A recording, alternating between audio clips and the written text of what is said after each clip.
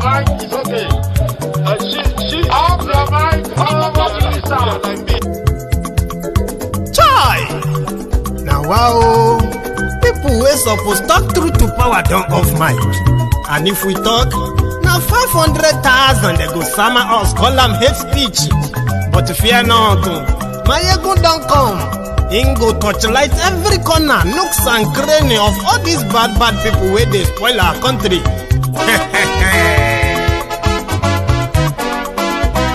So my people make we laugh, oh, yo, yo. My ego don't come, oh, yo, yo. My people make we shout, oh, yo, yo. My ego don't come, oh, yo, yo. My ego don't come, man of the masses, oh, yo, yo. My ego don't come, oh, yo, yo. My ego the politico, oh, yo, yo. My ego don't come, oh, yo, yo. This one not the off in mind, oh, yo, yo. My ego don't come, oh, yo, yo. And in the touchlight every corner, oh, yo, yo. My ego don't come, oh, yo, yo. Okay, some people be they holla say they want the power. Chai, them be promise us say we go get light and power. Nah. Them hustle sote they can't get the power. But now they know they do anything with the power. Sure. Every day, dollar just they get the higher power over naira. See them talk say make we off mind, but thank God say my ego don't come. So my people make you laugh, oh, yo, yo. My ego don't come, oh, yo, yo. My people make we shout, oh, yo, yo. My ego don't come, oh, yo, yo. My ego don't come, man of the masses, oh, yo, yo. My ego don't come, oh, yo, yo. My ego die the politico, oh, yo, yo. My ego don't come, oh, yo, yo. This one not the off in mind, oh, yo, yo. My ego don't come, oh, yo, yo. Person where they do evil, no one make person talk. Them say that my yegun, that man too they talk. He too they talk. Say my yegun diary, he they hot like pepper. But every day then they take money in bulk. Poor man picking, they the street they hawk. Still them talk say make we no talk. But thank God say my yegun don't come. So my people make you laugh, oh, yo, yo. My yegun don't come, oh, yo, yo. My people make you shout, oh, yo, yo. My yegun don't come, oh, yo, yo. My yegun don't come, man of the masses, oh, yo, yo. My yegun don't come, oh, yo, yo. My yegun die the politico, oh, yo, yo. My yegun don't come, oh, yo, yo. This man not the off in mind, oh, yo, yo. My yegun don't come, oh, yo, yo. Oh, ye do I pop. Oh, Mary, one in this one in Abakare, Mama Baora, Olapori, Mary, Nandi, win the war. Python that's one, Python that's two, now Python that's a three. Olapori, Mary, Nandi, win the war. Python that's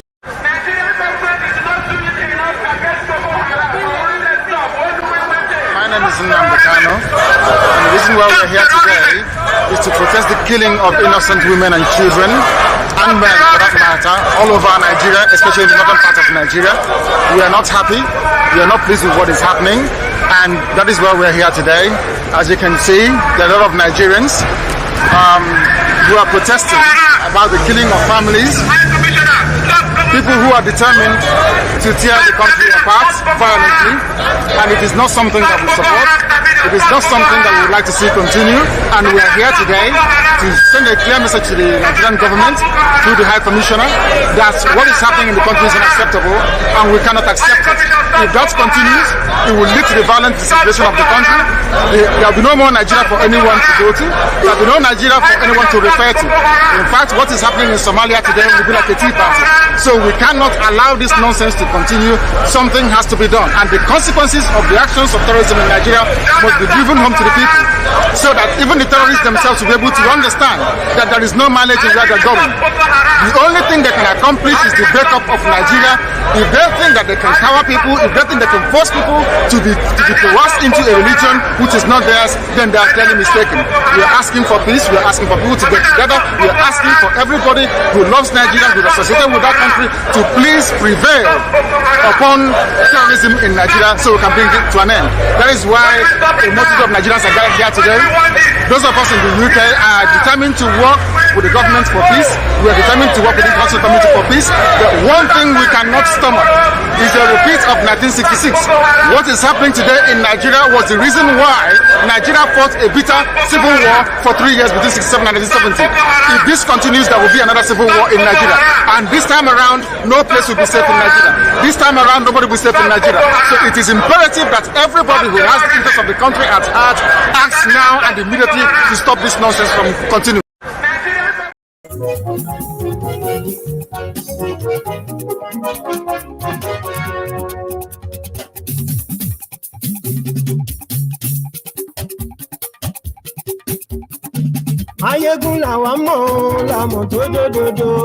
Hello there. Good morning to you, good afternoon to you, and good evening to you from wherever you are watching from. This is Mayegun Live.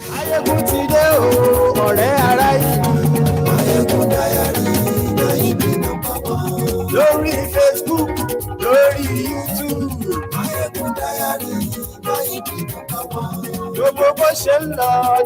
Thank you so much for joining me. I know a lot of you have been waiting, and it's a pleasure to join you tonight from wherever you are watching from. So share this broadcast, like the broadcast, subscribe if you haven't already, and then sit back. Let's have a talk, let's have a conversation. I mean, rigging, violence, this and that happened during their elections. We can say they are all charades. The first part of the long road to freedom, people call it, right? The first part of it has been completed or concluded, or whatever you want to call it. But this, this fraudulent, divisive election is leaving in its wake a divided or more divided country. But this particular election has also exposed the Igbophobia in Nigeria. I think it is time for us to talk about it again. I have never stopped talking about all of this anyway, but I know the tension is high. A lot of you are angry. In fact, now that you have come to realize how effed up Nigeria is, especially with these characters. The first 7.5 to 8 years of APC, we have seen the upscale, increased state-sponsored profiling of the Igbos. We've seen so many of these. We've seen them murdered, killed, jailed. And we have seen their elite laughing, obnobbing with the same system. However, for the first time, I want to give all of us a wake-up call. There is something looming in Nigeria. It is xenophobic. It is worse. It will consume all of us, including a lot of you who are hiding behind your bigotry right now, right?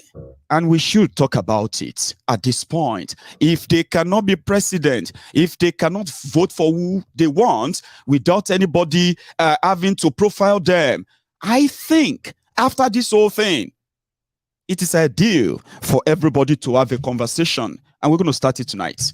Yeah. Igbophobia. Repeat it. Igbophobia. It is so widespread, entrenched in Nigeria polity. If it is not addressed now, we will never come back from this. Facebook, and yes, we like YouTube, and yes, we like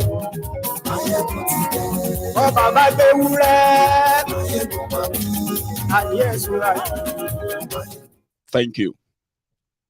Because of our time, because I really wish I'm going to take us tonight so that I can possibly, or we all can hear from others too. There is fire on the mountain. And I am calling on every one of us, or everybody who might come across this video, to run. There is fire on the mountain of Nigeria that the moment it starts burning, it will consume all of us, especially the fact that the tribal supremacy that the politicians in Nigeria have been using for years. This time around, it is, it has caught deep and deeper.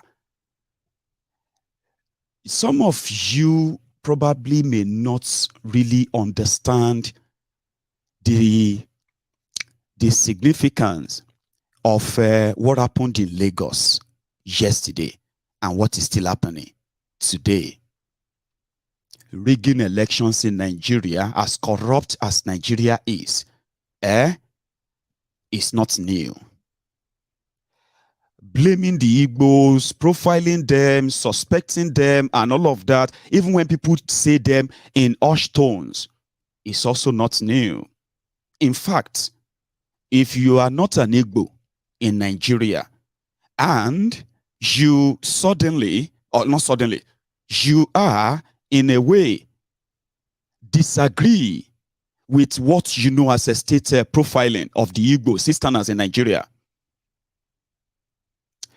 when you profess that in Nigeria of today, the non-Igbos will see you as an outcast, even though if you are from them.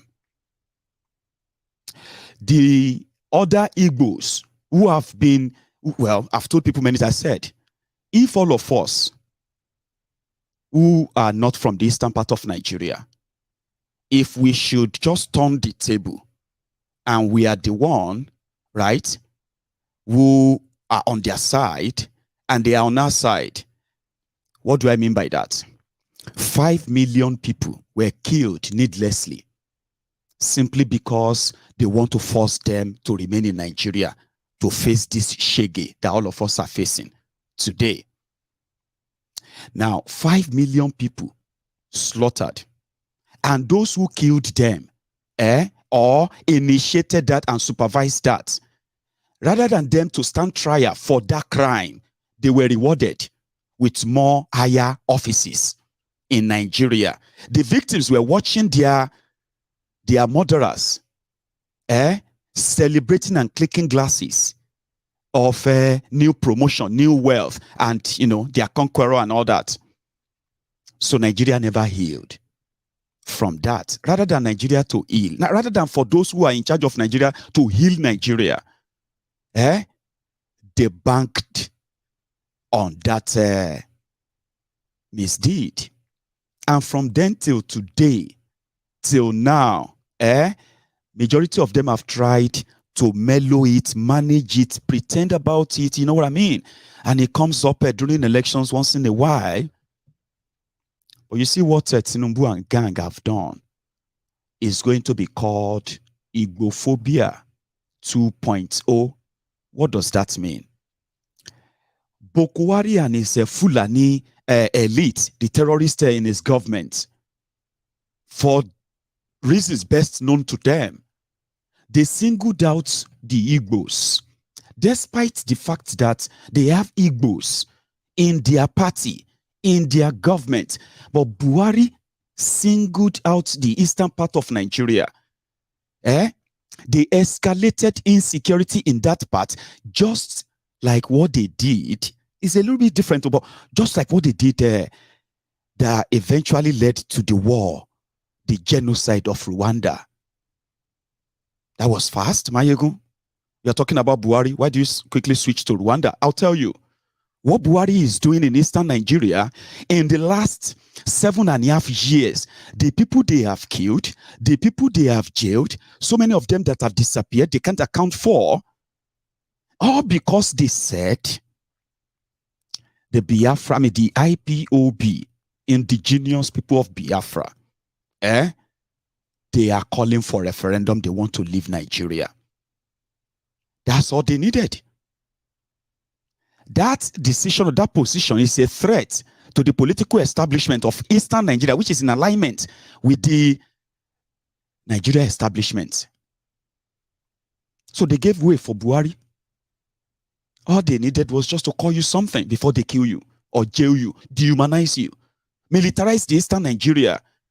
But yet, you have battalion of army deployed to eastern part of Nigeria. and not even a single person has been tried successfully for any crime they have listed, and they have attached to IPOB themselves. You probably haven't been paying attention, or you have. You just kind of don't like him. If you don't like somebody, anything they say about him must be true. How do we make you fear?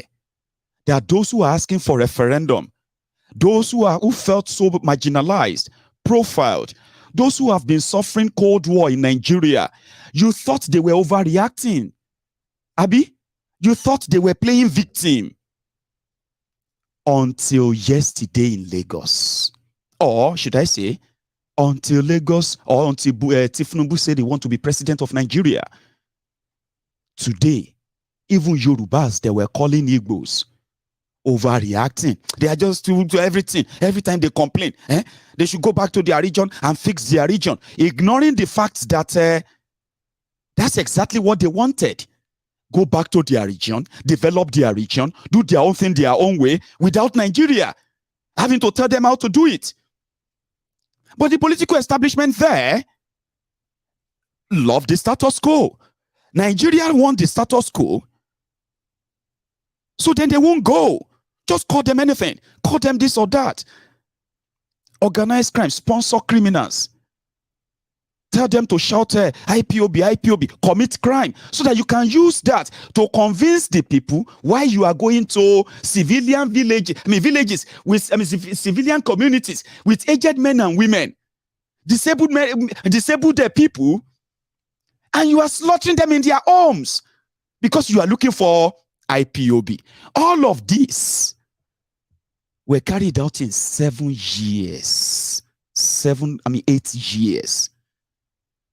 They have killed thousands of people. That is Buhari, Igbophobia 1.0. Buhari divided Nigeria more, and APC, Egbekegbe, they spend so much money on propaganda that their members, their sympathizers, they present a picture of they are so scared of IPOB more than they are scared of Boko Haram. Can you believe that? Even a governor said, Boko Haram, Fulani terrorists, they are better than IPOB. They said, why? He said, well, they are criminals, no doubt. Okay? But they are not trying to break up Nigeria. But IPOB, they want to break up Nigeria. That is unacceptable. Why is it unacceptable? Then you now label your campaign simply because somebody, like everybody else, we are all Nigerians. We are all Nigerians. We should unite. We should come together. Unity beggars. One man, one vote. Democracy. We are all Nigerians. We are free to go to anywhere we want. Lórí irọ́. Then a Nigerian from Igboland decided to run for office. Immediately, that puts every Igbo man and woman alive on earth, put them in the danger list. Some of them don't even support this man, oh. As an Igbo man, right? They don't even support it. They don't support him for their own reasons.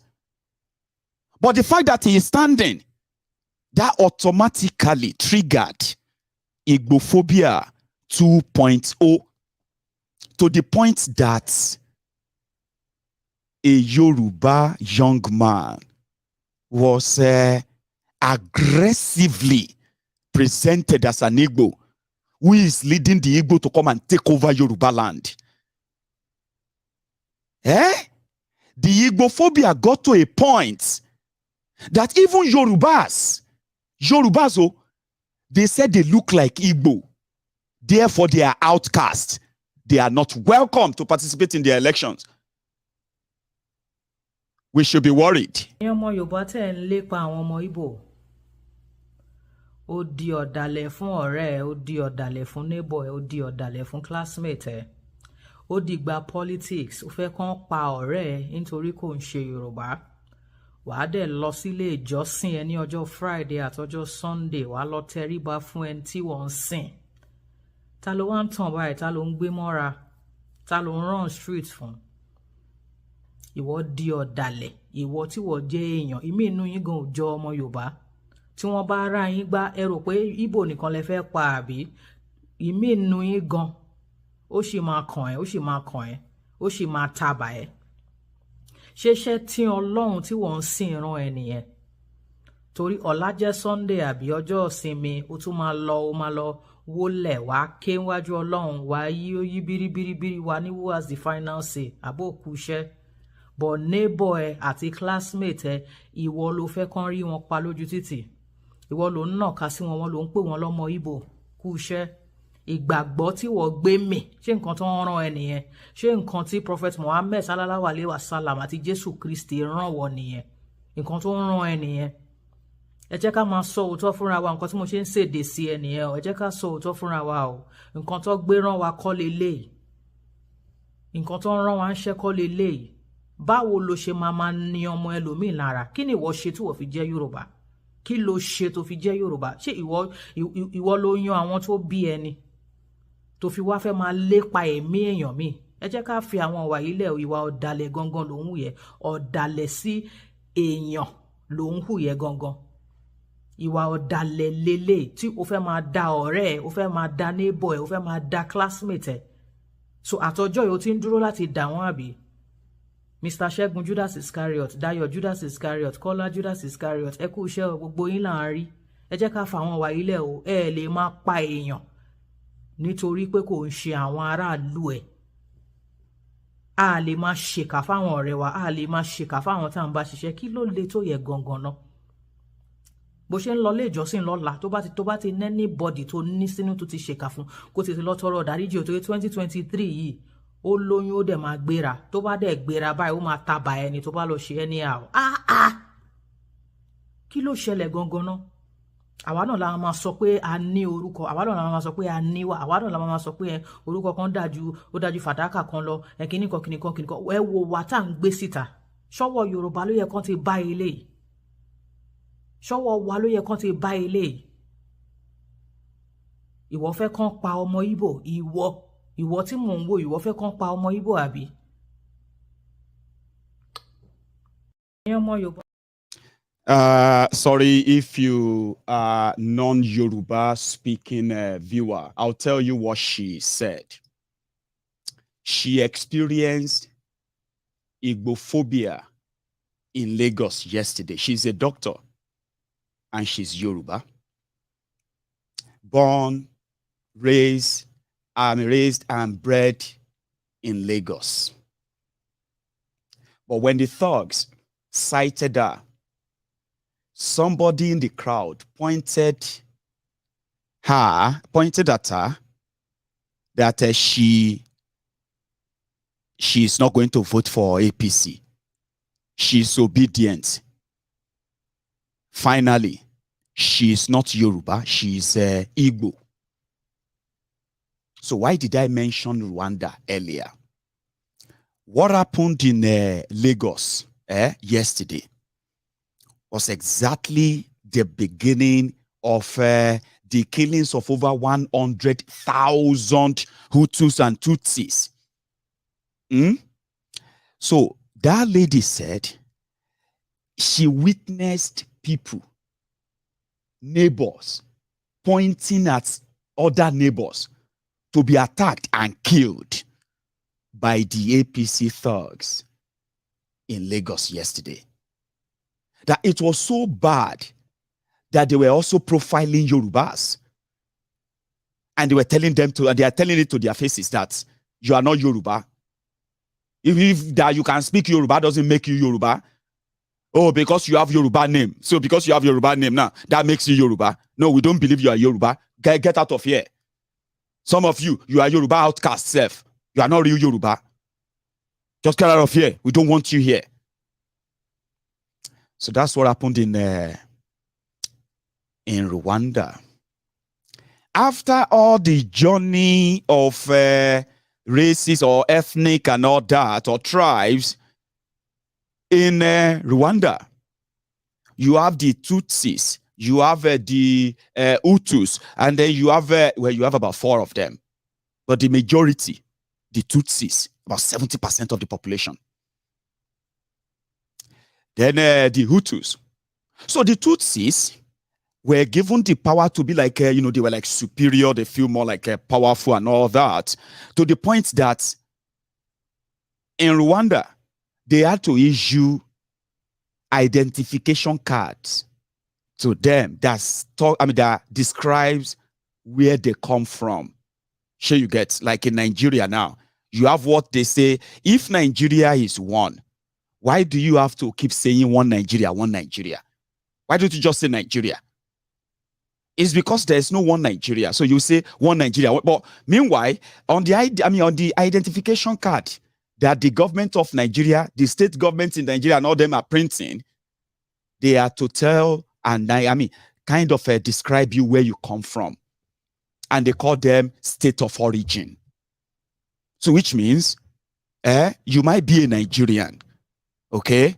But as much as Nigeria doesn't really exist, okay, you are just going to exist based on the classification.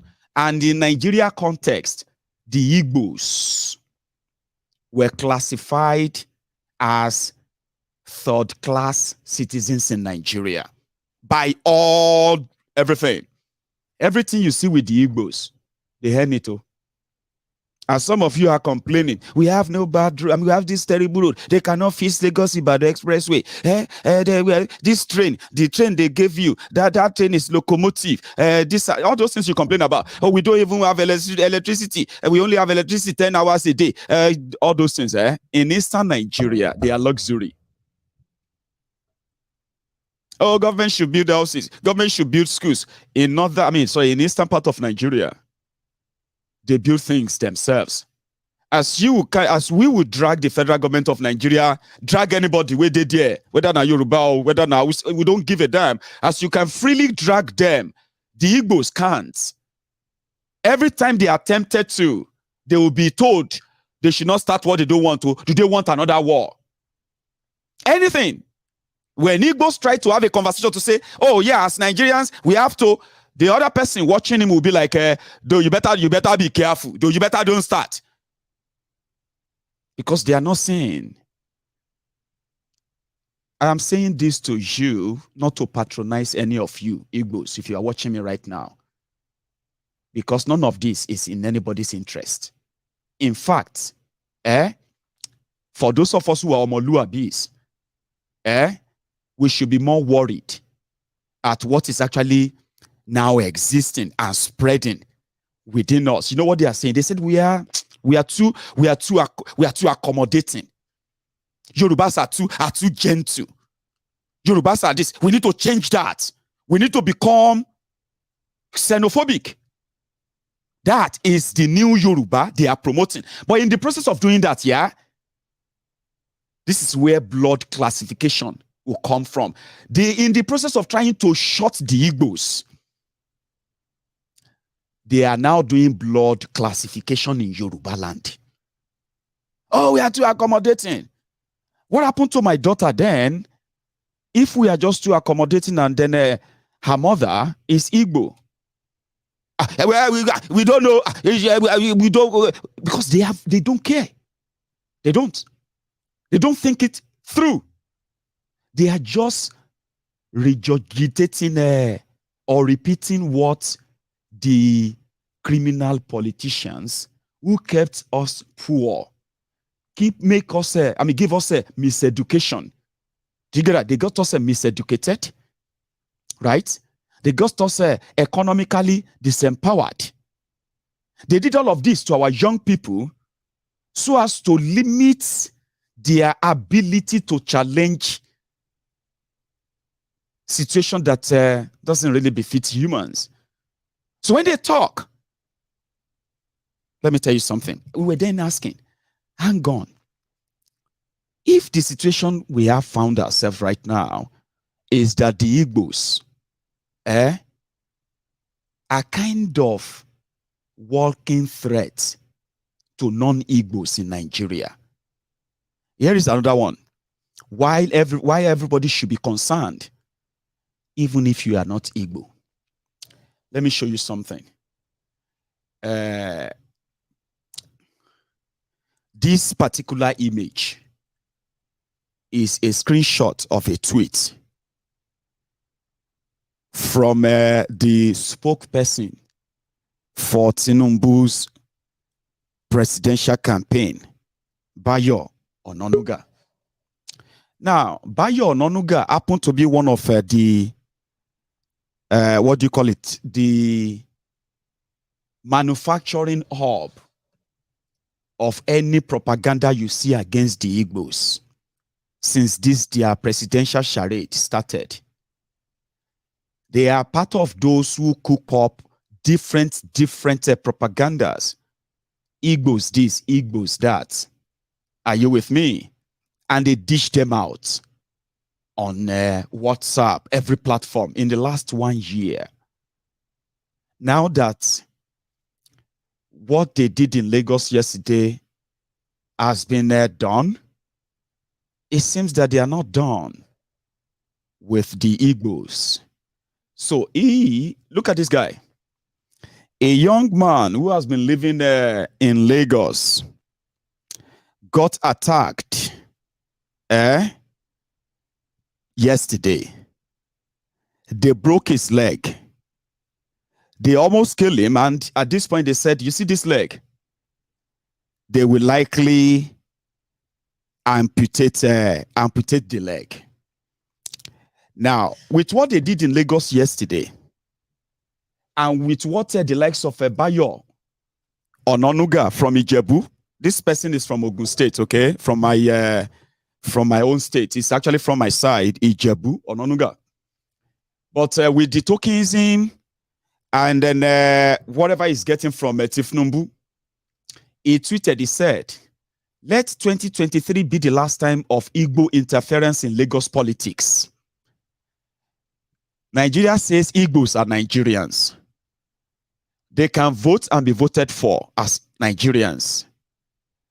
But if you think the Igbos suffered anything, suffered under this APC Buhari, now this is what you are. You should be looking forward to. Because an Igbo man said he wants to be president, automatically, like I said, change to this. And their popular line is, the Igbos said, Lagos is no man's land.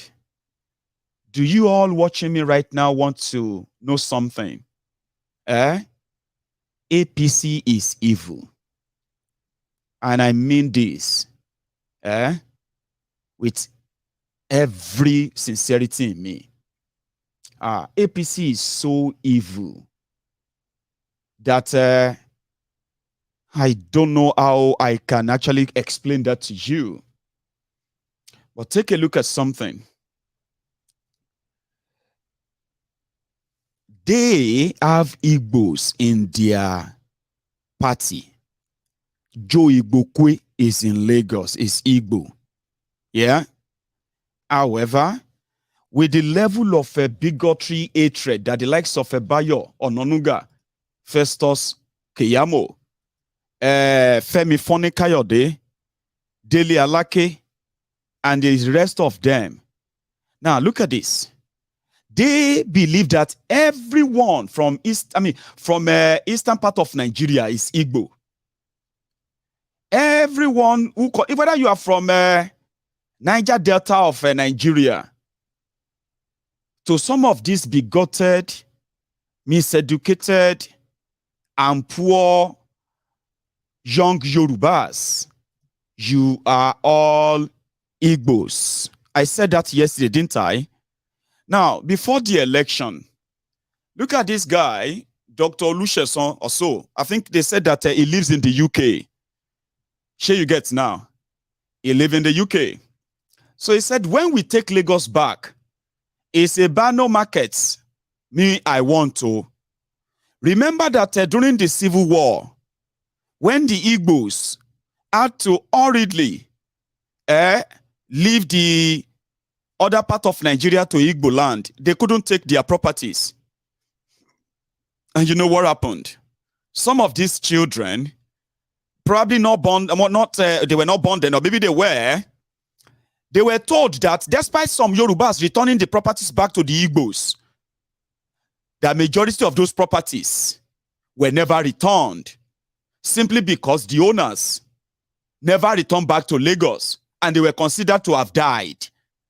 And in fact, historically, there are so many Lagos millionaires today, families, or popular names in Lagos today, that the properties that actually gave them the wealth that their children inherited came from the same Biafra war of the abandoned property. They call them abandoned properties, which were later redistributed to some of those who had the political connections at the time in Yorubaland in Lagos. This is true story, right?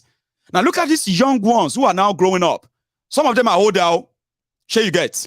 They believe that every property, and they're wondering, by the way, there's something going on that some of you probably have not noticed, or maybe you have, and I'm just going to remind you. There is this general saying by these jobless Lagos Abobakus, entitled Lagos Abobakus. Tinubu gave Igbos everything in Lagos. He feed them, he clothed them, he gave them houses, and he made them billionaires. And I'm like, 24 years. So every time they walk around Lagos, where some of them who used to be children of homeowners in Lagos, and who have decided to sell off their parents' properties to the Igbos who have the money. And when they walk about and see this plaza here, and they see this multi-story building apartments here, and you know what I mean? And they remember what they have lost. I think a lot of them, that if Tinubu couldn't give food to, give clothing, and give money and make billionaire Yorubas. But the Igbos that traveled from far to Lagos, according to them, they were able to work, save, and invest in the same Lagos where they are paying their taxes. Now, the children that the political class in Lagos prefer to raise as thugs, political thugs, that they give crumbs to, maybe after an election like that, when they walk about, frustrated in frustration, they are sad and jealous.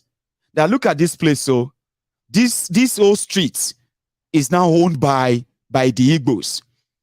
This particular street is now owned by the Igbos, as if to say the Igbos put gun in their heads and they took their properties.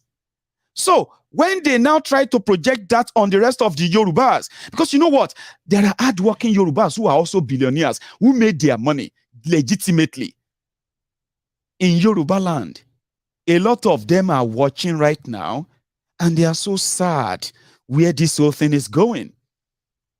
Because it's only those who are jobless, lazy, entitled, who feels like as Yorubas, they were not supposed to be suffering.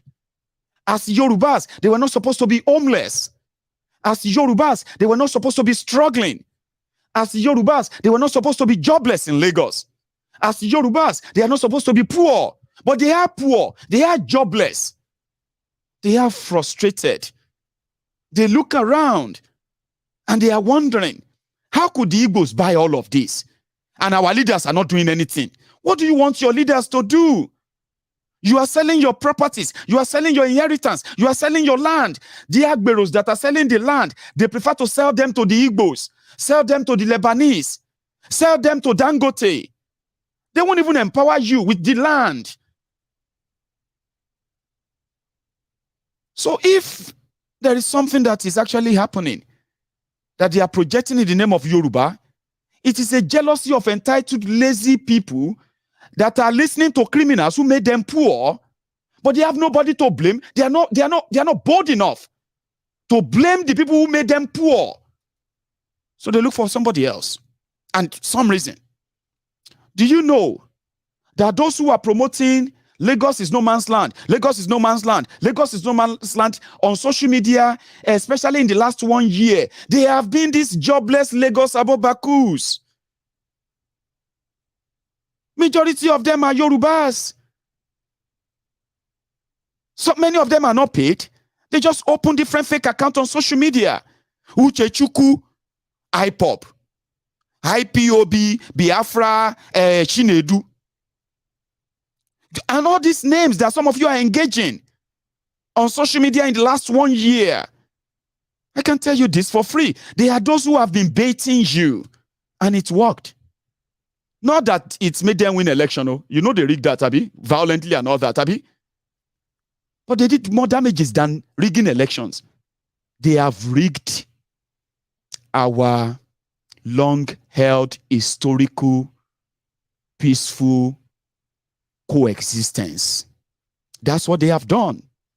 And the ripple effect of that is going to last longer than what they have done, because you see all those fake names on social media, fake profiles with Nnamdi Kanu picture, a IPOB flag, and all of these things, who are instigating this tribal bigotry mostly. Like you will see the Yoruba, you come there and say something, then you will just suddenly see all these fake accounts with Igbo names, with all these funny names. They will start making all these remarks to bait a lot of you out. And it worked. Today, relationships are being severed. Long love, long relationship are being cut off. And guess what? Why? Because they are Igbo or Yoruba. I can never do anything with any Yoruba in my life again. I can never do anything with any Igbo in my life again. So it worked, didn't it? It worked. And that is our one-way ticket to Rwanda. Some said it's our one-way ticket to Somalia. We are already in Somalia. Rwanda is where we are going to come true and honest that APC, they have awoken. They've woken up the beast in our people. Weaponized poverty with some gingered tribalism that has no clear base or basis until we start killing ourselves. Until we start killing ourselves. They've gotten what they wanted. They've rigged it. They said, go to court. They've gotten what they wanted. So you can deal with yourselves. So then I'm saying, if they have now woken the beast in us, that those of you who have been waiting for a time to speak your mind about Yoruba people, you have now spoken them. Those of you who have been waiting for the time to speak your truths, how you really feel about the Igbos, APC has given you the chance. Do you want to go back to we are one, we should forgive and forget and go on after all of this? Is that what you want to go back to? To live in that denial? Let's forget the whole thing. We are brothers and sisters. It's only the politicians that want to divide us. We know. And you have helped them. It's done. If we don't force the hand of these rogues to start having that conversation about Nigeria, we are going to wake up to something that we won't be able to reverse. The level of bigotry because of election, the level of hatred, the level of attacks, killings, a majority of them is because they feel like they are doing it to save Yorubaland from some people who are coming to take the land from them. Which land? The one that you don't even have any control of any piece of it. So isn't it better for us to start talking about the breaking up of Nigeria now? Igbo politicians, Igbo elites, all of you in bed with one Nigeria, your businesses outside Igboland, I think it is time for you to start telling yourself the truth. You know how the Jews survived. I read about them. Listen, my own account of what I'm going to say, okay, is just going to be in context of what I'm actually presenting to you. So it doesn't have to be like word for word of what the Jews, what they did, right? How did the Jews survive? Especially after the Second World War. I'm sorry, after the First World War, before the Second World War, then after the Second World War. When it became so much like being a Jew, it's like a curse, like you're an outcast. They've told so many things about them. And wherever they go, they are treated with scorn, disrespect, and so on. And what happened? The Jews, they ended up scattered, trying to find safety. The Jews, historically, they said they love to comply even when they are being oppressed, when they've done nothing. They kind of learn to comply so as to stay alive. Sometimes they will have to hide because they don't want to confront their fear. So they ended up scattered all over the world. Yet, everywhere they were, they are still haunted. And they were still treated like you could kill one, you could kill any Jew, nothing will happen. Like, you know what I mean? Just like these fanatic people from northern Nigeria. Yeah, we kill you in the name of Islam. Nothing will happen because according to them, if you are not a Muslim, an infidel, you're just a filth. The world will not miss you. So when the world presents people that way, it is so difficult to belong to that because none of us actually choose, or none of us chooses where to be born. I didn't choose to be born a Yoruba man and a Ijebu man from Nigeria. A lot of you were not choosing. None of us. In fact, when I was growing up, I remember sometimes when I get frustrated as a young person, I would scream, Allah, if I want to come back to this world again, God, I don't want to come back to Nigeria. I want to be reincarnated in America. I want to be reincarnated in London. When I was younger, when we started seeing how bad Nigeria was on us as young people, we do wish that we would be like, I wish I was born in America. We've never been there, but we've heard a lot about America.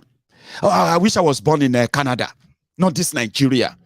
But that means we couldn't choose where to be born. That means we couldn't choose what and where or family to be born into.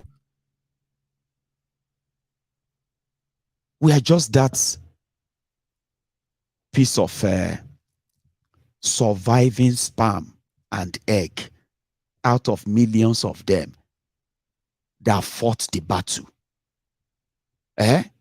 during intercourse. We are just the lucky surviving sperm. And then it happened. We came here and they said, oh, you are Yoruba. I'm a Yoruba man. Yes, you should be proud. I'm a Christian. Oh, Lord, I love you. Well, when the word describes you this way and then endangers you, when it is actually not your choice or by your choosing. So when the world will never stop treating the Jews as filth, they regrouped. Yes, they started regrouping. At that point, they learned one thing. Before the world can respect you, before anybody can respect you per se, I think you should get some power. In some instances, position is that power. In others, it is actually the money. The value, economic value, is the power that keeps some people or gives them the security. that makes their lives a little bit better than ours. Power. So what did the Jews, what did they do? They started pulling their resources together, pull everything together. And they started investing in entertainment or media or manufacturing or what do you call it? Arms production or everything the world needs, everything that the world sees. They became the fingers behind a lot of things in the whole world today. And then the Jews, they were locked and killed in concentration camps by Hitler. They became one of the most powerful race on earth today. And the powerful countries in the world either protects them or fears them. The Igbos can be described as the Jews of this Nigeria in this context. You know why? For no reason. I mean, to some of these bigots, I mean, it feels good to just don't like any Igbo. Sorry, you are married to Igbo. How come you hate the Igbos this much? See, it's not hate. Now, damn. Let me share something with you. You see this image? The owners of this Ebano market, by Nigeria design, they are not Igbos. The two of them, they are from Delta states. Are you with me? But look at these guys. Because of the hatred or jealousy in their own bands, they are already eyeing Ebano supermarkets simply because Ebano, which means welcome. If I am still right, because I remember I had a very good brother who lived in our house in Lukweju. I can't remember his name again, but we used to call him Ebano, Mr. Benson. I remember his name now. Mr. Benson, Ebano. What is Ebano again, please?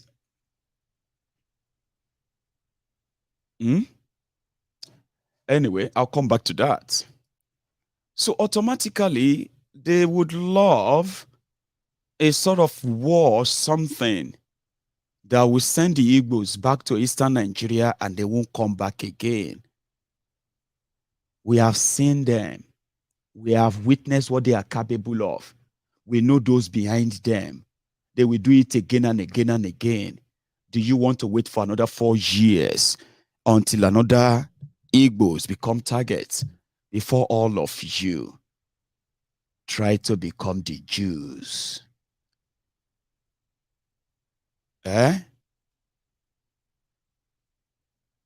Be the Jews. Save your people. Nigeria doesn't want you. The people in Nigeria have been so poisoned that even the good people that see this absurdity and they know where this is going to end, we are going to be a target too. I remember I was talking to Princess the other day. I said, it was like funny, but it wasn't funny. I was speaking to a friend. I was saying the same thing to a friend, and I said, listen, with this APC, Egbekegbe, and with their vengeance that we know them for, even us, that are Yorubas, will not be spared. I said, maybe this will be the first time they are going to actually submit my name to the Interpol, frame something up, because people like us will never keep quiet. We know where this is headed. We do know. Because after the old charade, do you know they still went about today shooting, hunting Igbos, shooting them today? I can't share the video. They're bloody. Anyway, here is somebody they broke his leg. But you can be the Jews. Pull your resources together and start returning them back to Eastern Nigeria. Go back there and dredge your river. According to this miseducated, intentionally, ignorant people, they said Eastern Nigeria is landlocked. And majority of you have been agreeing with them. You need to begin to return your investment to Eastern Nigeria now. Don't wait until you have to leave in a hurry. I am saying this with so much heartbreak. I know what this means. I know what the effect of what effect this is going to be on the people, even on the region. But whatever the effect, the people will survive. But if they should come the way they are planning, I don't think a lot of us will be able to reverse it with what we have heard. Return back. Begin to review all your investments in Lagos. Go back there. And then, like I said, it's not as if to say you're going to miss anything in Nigeria anyway. I'll share something with you in a moment. If you are watching me right now, there is this saying by late Archbishop Desmond Tutu. If you are neutral in situations of injustice, you have chosen the side of the oppressor. So I am going to take just 1 or 2 minutes break, okay?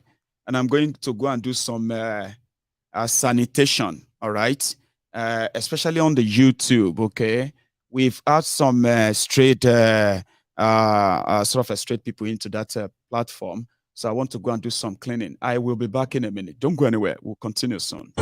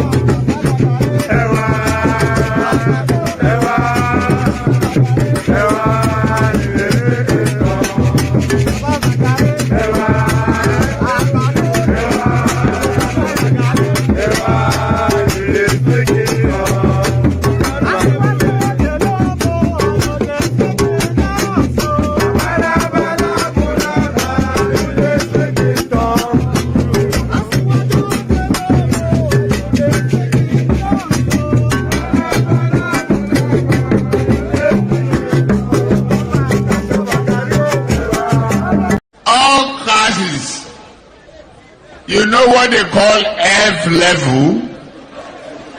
When you get failure in all the subjects that you take. F9, F8, F9, F8, FF, double F. That is his name. All classes. You know what they call F level? Thank you so much, everyone, for your patience, okay? So we have all the brethren on YouTube who have shown up today, okay? So only a few of us have actually really dropped our offering, okay? If you are new on Mayegun's Diary Political, right? There's something called the offering time. The offering time is when you will leave the comment section, that chat room, you will leave that, okay? And then you just go under the video and you thumb it, as in you will like the video, just that. That's your offering, just once. That's all you have to do once for the rest of the night. You don't need to go back again. So if you haven't done that, I think you should.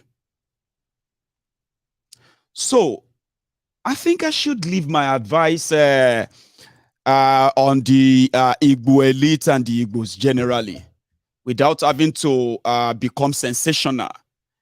Even if I mean, with all I have said so far, I bet a lot of you actually knows where I'm going. And then I hope the anger, the rage, and every other thing that people are kind of seeing right now, at least even Peter Obi, the likes of Peter Obi and others, right? They should encourage something that will douse attention like this, save lives, and all that. And even if it's going to be just starting with autonomy for the eastern part of Nigeria, which is what they signed up for when they agreed to be part of Nigeria in 1957. Nigeria independence, conference, and every other thing that followed. They agreed to be given, they agreed to autonomy, which allowed them to do what they want in their region. And then there was no South-South. It was fine until 1966 when the military destroyed everything. And the rest, they say, is history. Even if all of una, politicians and their supporters, with this so much vile and all that in you, the elite in Eastern Nigeria, even if you have to start with autonomy for Eastern Nigeria, which will then give you the overall control of your resources. Imagine how they are talking down on you. They talk about oil producing. They even divided you. The Easterners, they divided you into South-South, South-East. But there is no West-West. There is no North-North. But South-South, North-North, South-South, South-East. And then you begin to attack yourself and say, it's our oil. That's one reason. Biafra, this Biafra is because of our oil. Do you know that 50 years after they told you the story or made you believe that it was your oil that the Biafrans want to depend upon?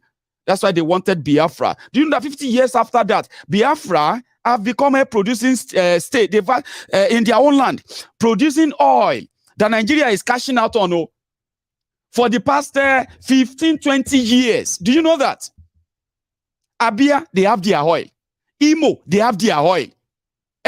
Enugu, they have their coal. But till tomorrow, Niger Delta, the Igbos, we are not Igbos. We are not Igbos. Of course, you are not Igbos. Of course. But you are Easterners. Based on the map, you are Easterners. But they had to divide you. Yeah, they did successfully. Now, if you think it's because of our oil, now you know that the reason why they are actually still telling you that you should, Nigeria love you, is because of your oil. You don't even have the oil. You don't even have the access to it. You don't even have access to the resources. So if in 2023, with this xenophobic stuff you saw in Lagos, me as a Yoruba man, I am ashamed of what happened there. And I don't know if you do know that it is now so imperative on all of us to begin to explain to our children, this is not Yoruba. No, this is not Yoruba. No, this is not us. Of course, they have leverage. They've grabbed power, state capture. They will make sure that they force that narrative on our people. But if all of us can resist them, because this is not Yoruba, it's imperative that we have to. Or you, from the eastern Nigeria, you don't wait till they, you know what I mean? You don't wait till they actually come for you. With what you saw in Lagos yesterday, I'm a Niger Delta. I am from Akwa Ibom. We are Niger Delta. I'm not Igbo. Yet they are slapping your people in Lagos because of politicians. If they didn't chase away Yorubas too, you get, a lot of you will probably have gotten what you wanted to see, but they chased the Yorubas too. They say they look like Igbo. You from Akwa Ibom, you from Rivers, you are telling somebody from Abia, Anambra, you are not Igbo. They are trying to come and take our oil. Now all of you get oil now, but you don't get access to it. Your oil is why Nigeria is still one Nigeria. Your oil, Niger Delta oil, Igbo oil. Do you know that? I mean, why can't you just say that Igbo oil, Niger Delta oil? Why is it that Niger Delta oil, Niger Delta oil? I'm just saying. Because it is because of your oil. They added one to Nigeria. Have you ever heard, have you ever heard anything like one UK before? One United Kingdom. Have you ever seen anywhere they say one United States?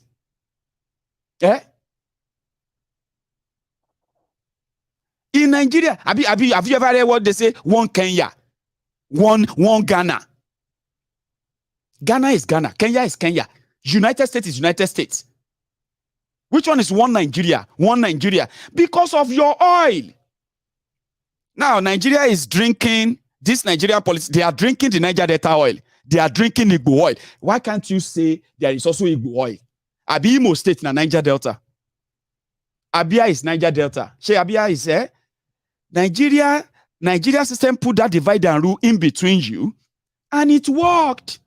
But now, when election came, you are all Igbos. Your properties are going to be targeted because you are all Igbos. But you are still out there saying, I'm not Igbo, I'm not this. You better talk to yourself, see. In a space of referendum, you can sort your differences. Own your own thing. Even if now autonomy you go fight for the first time of 63 years of Nigeria, you can actually make use of your own resources and decide on it.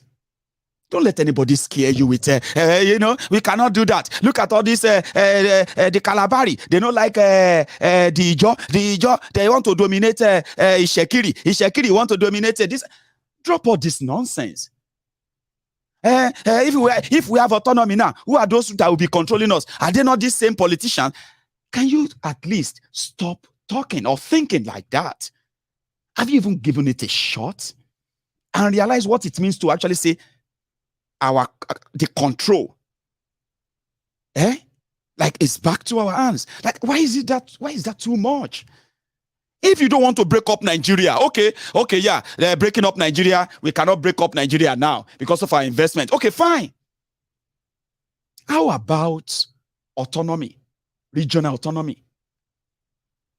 All of those states, they are calling this Eastern Nigeria, state, Enugu state, Abia state. You can cancel all of them overnight and give them the proper description you want, based on the type of government you want, decided by you, no external influence. Autonomy means at least you are still part of Nigeria. And you can sort all your investment in Nigeria out. If the hatred won't stop, you can leave. And I bet all of you who are saying that they must be dealt with, calling your fellow Yorubas Omoale, because they are not going to join you to kill Igbos for Tinubu. Because according to you, killing the Igbos, chasing them away, harassing them, taking over their properties, burning their properties, to show to them that we are superior to them is the only way to show that we are defending Yorubaland.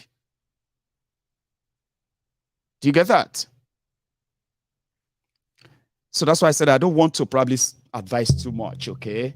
So that it won't turn into sensationalized. I'll leave the rest to some of you who have a lot to say when I get to that phone call session, right?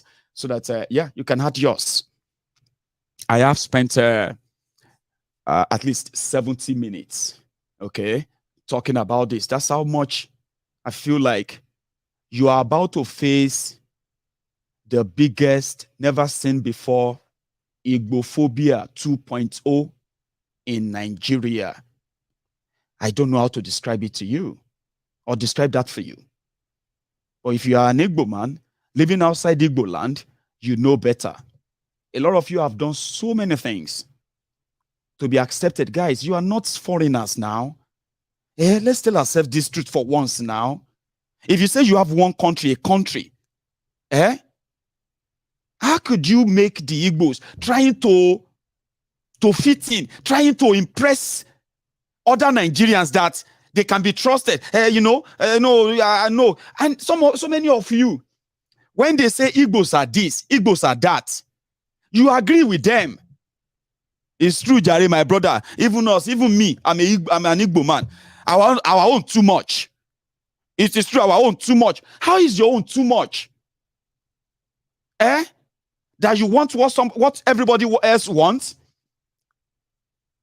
Stable life, safe life, no discrimination or profiling, where you can dream like every other person in that country as Nigerians.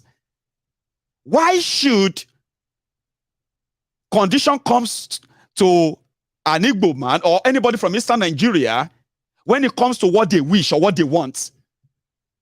I'm saying all of this, and I'm saying them because I want you to consciously reason this and think it.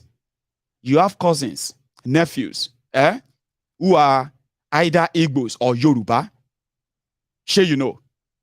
You have marriages, intertribal. The marriages between the Yorubas and the Igbos is considered the highest intertribal marriages or relationship in the entire Nigeria. And most of these marriages have produced beautiful, beautiful children. Some of them are grown-ups. Some of them are watching me. Some of you are watching me right now. These criminals don't think that they are not considering the consequences of what they are saying. And when you ask them, what in Igbo do you go? I'll read one text to you. I'm gonna. This guy, somebody said, his mother-in-law sent him a message. You know, those forward the message to. In that message from that mother-in-law, send it to his son-in-law. She is a grandmother to 2 kids. She is a Yoruba grandma. That makes her daughter Yoruba. But her daughter's husband is Igbo. And they have 2 children who are half Yoruba, half Igbo. Naturally in Africa, in fact, almost everywhere in Nigeria, wherever your papa come from, and there you come from. Oh. Do you know that? Wherever your father comes from, that is where you come from. Naturally. Until APC, Egbekegbe, decided to redefine that. This mother-in-law, in so many of those propaganda screenshotted messages, divisive, she forwarded them to her son-in-law. And the message was, we must take back our land from the Igbos. If we don't do this for the future of our children, the Igbos are going to take over Yorubaland. Yoruba eronu igi ewedu oni wo pawa o. That is, Yoruba think o. Ewedu, what do you call the ewedu stem o. will not crush you to death, you make Igbo no come take our life. She was sending that to her own son-in-law. He said, I actually felt like randomly, maybe she was just forwarding and mistakenly sent to him. And then he now messaged her and said, Mama, Grandma, did you read this message that you sent to me before you send them to me? And she was like, yes, now I read the message.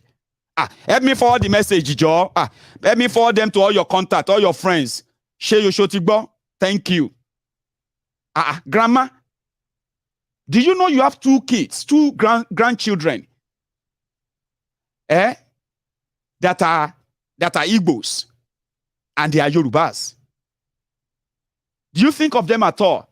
No, that one is different. That one is different because these Igbos that are in Lagos, they are saying no man's land, no man's land. How can they be saying no man's land? That's why I said that we have to fight for our land.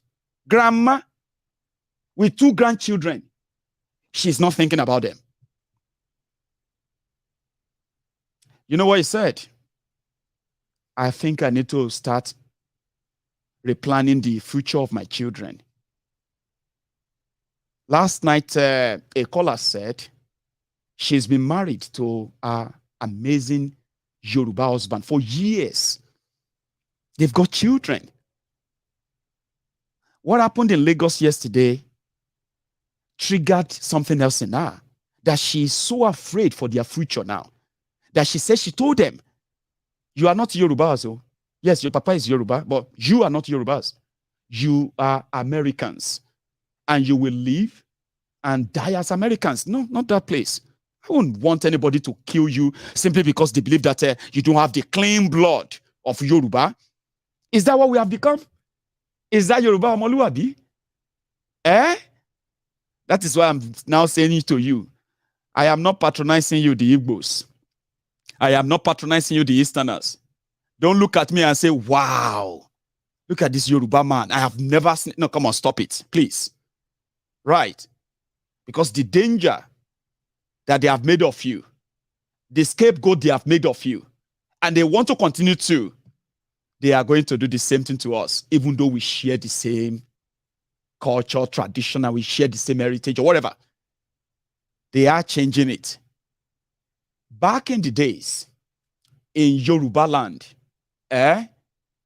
if you must have wealth, the entire community must know the source of your wealth. If the source of your wealth is unclear, unexplainable, the society, the communities will actually try to not have anything to do with you. That is why the Yoruba says, when you see a thief dressed in gold loins, golden chains, driving a golden Rolls Royce, wearing these gold-plated shoes, they look fanciful and beautiful. But trust me, in Yoruba land, we'll say he is still a thief. And everything a thief has, they are not his. Being a thief, he probably stole them. A good name is far better than gold and silver. I think that's in the Bible, isn't it? Well, we used to have that. Your name will protect your name. If your name is ruined. But it took a system systematically, little by little, little by little. When we started singing and dancing to different music, glorifying crime, glorifying criminals, explaining the exploits of criminals in Yorubaland. Orúkọ rere sàn ju wúrà àti fàdákà lọ suddenly started changing to olówó láyé mọ̀, olówó lágbà. Tọmọ kékeré bá lówó lọ́wọ́, àgbàlagbà ni. And so many other things that started putting a stop to questioning questionable wealth. It's all about you make the money first. You can explain it later. Since people didn't ask the source of your poverty, why is everybody asking the source of your wealth? These are the narratives they push and push and push. until we accepted criminals as leaders. As long as they are not caught, everybody is a thief. Gbogbo wa lole. Now the person they catch, now in that they talk about. These narratives are on Yoruba, but over time, they became the repeated sayings that finally buried our morality as a people. That's how bad it became. And that is why in Yorubaland, when you see thieves, whether old or young, we are not allowed to respect them. We are not allowed to be seen with them. And if you think all of us have abandoned that morality, that moral thought or teaching, and I see some of us left with it, and everything happening right now, they irritate us. So, if they can gaslight the Easterners, turned our youth into beasts that are ready to kill people because of what politicians told them, and then they turned around to start profiling our own children too. Don't let anybody tell you that it's impossible, that they will also come for us, even though we are also Yorubas. They will tag us. They will hunt us. And when the whole house start crushing, they will be so happy to kill us too. So, please, I am not patronizing you. I am not saying this because I want you to feel like, this Mayegu is saying the truth. I'm not saying the truth to make you feel good. I'm saying all of this so that, because a lot of you know this too, it is time for you to stop living in that denial. What happened in Lagos, is just a glimpse of what will be happening every day. That Tinubu is your president. He is still your president-elect, Abi. Wait for the time. Just like a Buhari, no matter how much the Igbo billionaires, Igbo businessmen, Igbo politicians, the Igbo traditional rulers, no matter how much they cause it towards Buhari, he probably laugh and laugh and laugh when they give him the report of how they are massacring civilians in Igboland. Now, if that is Igbophobia 1.0, I am welcoming you to Igbophobia 2.0. This particular one will spare no one. Let me take a break. Gbadebo said he is not accepting Sanwoolu as winner. And the Lagos Igbo were on rampage in Lagos today. That they started shooting the Igbos. I told you that whether they win or whether they lose, they have gotten the reason to destroy the Igbo properties, Igbo houses, and the rest of them that they have been hiding. God knows for how many years. The people they have been blaming for their poverty, joblessness, and the lack of opportunity. They are now asking their leaders, can you now focus on us Yorubas now? That we have fought for Yorubaland. We have fought for Lagos. They are now begging their leaders to please remember them. So Gbadebo said he won and he will challenge this. You remember when I told you that they are going to rig the election, that they are going to declare Jide Sanwoolu with a landslide everywhere? That all of you will begin to look at the numbers and you'll be like, where did they get all these numbers? With everything where we saw for Lagos, where did they see 1 million votes? Where did that come from? I told you, even though I don't like saying I told you so. But I like saying it in this context. But Gbadebo is now explaining how they rigged him in Lagos, and he is going to fight it. He said, Arise Television owns the right to this video, and therefore the credit for this clip goes to them. Please listen. Can you go back to that? If you notice, there is a signature here, but this has been altered.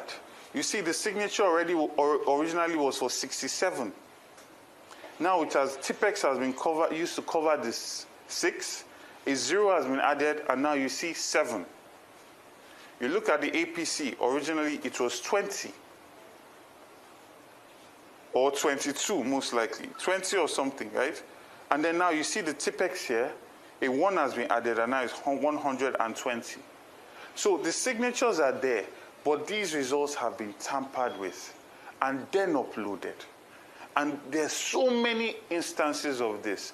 And then also you find that a lot of results are being called as results, authentic results, are being called as authentic results, but you see that they are state assembly results or presidential results. Like, for instance, this is the state assembly result, but it's being submitted as the governorship result, and it is this result that is being calculated and announced by INEC.